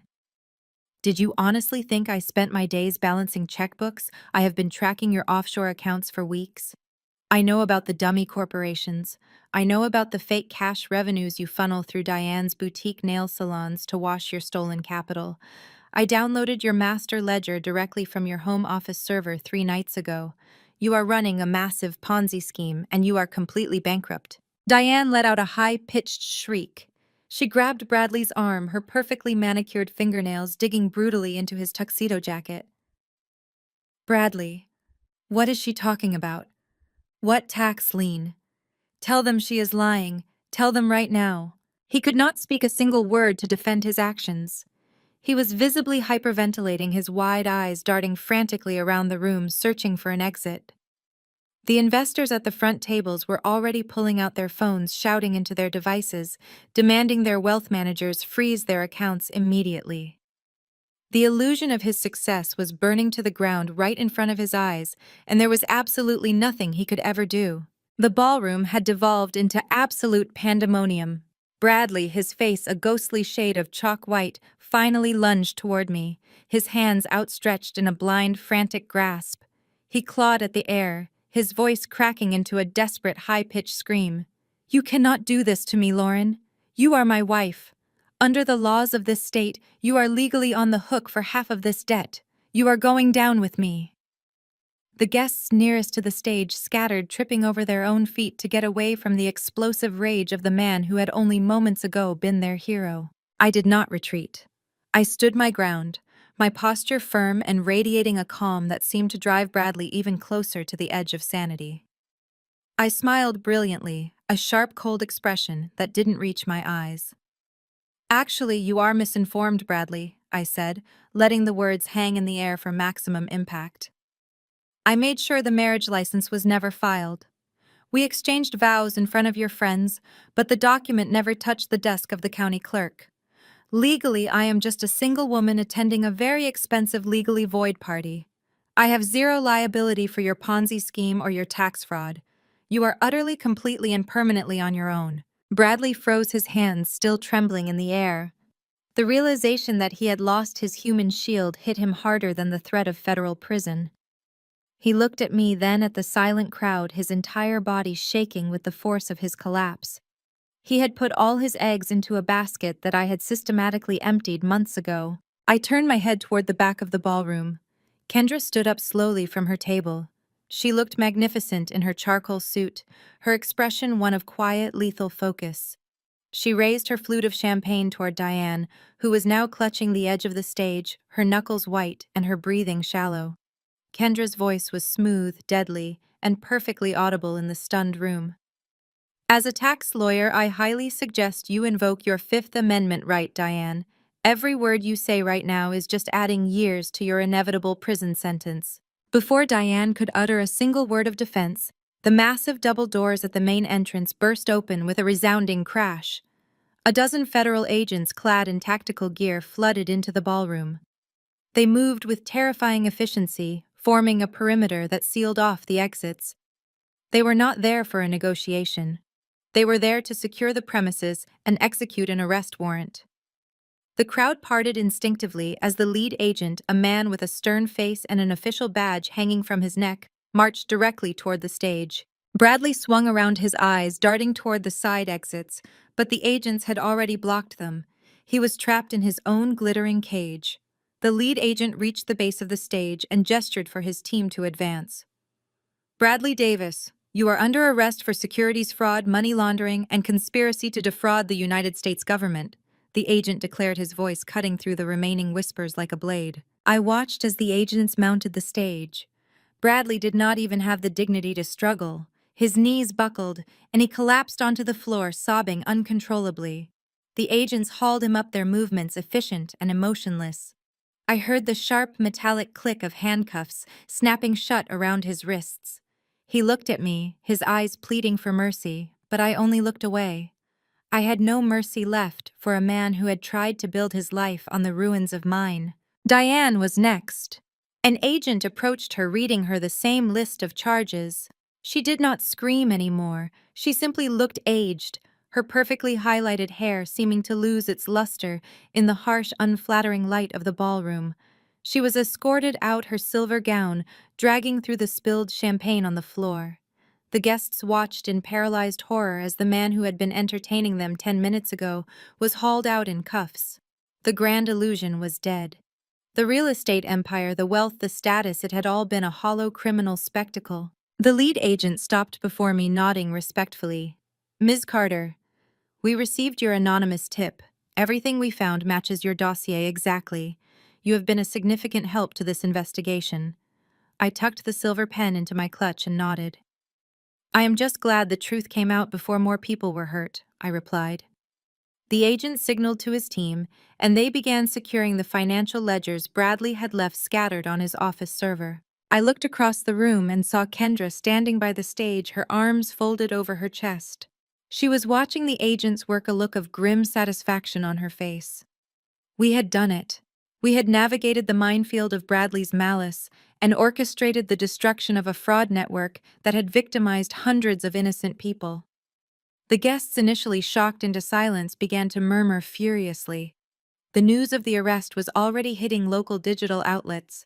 I could see them frantically tapping on their phones, sharing the reality of their brilliant host's criminal downfall. The ballroom, once filled with manufactured adoration, was now a crime scene. Waiters stood frozen, holding trays that were no longer needed. The string quartet had long since vanished, their instruments abandoned in the corner. I walked off the stage, feeling the heavy burden of the past few months finally dissolving into nothingness. I walked past the empty front tables, past the abandoned gifts, and toward the main exit. My path was clear, unencumbered by the dead weight of a husband who saw me as a liability, or a mother-in-law who saw me as an ATM. I pushed the heavy glass doors open, stepping out into the cool night air of the city. Behind me, I could hear the muffled sounds of the federal raid, continuing the shouting of agents, the heavy footsteps, the final dismantling of Bradley's empire. I walked toward my car, breathing in the scent of rain and freedom. I had come to this wedding to play a role, but I was leaving as the architect of my own liberation.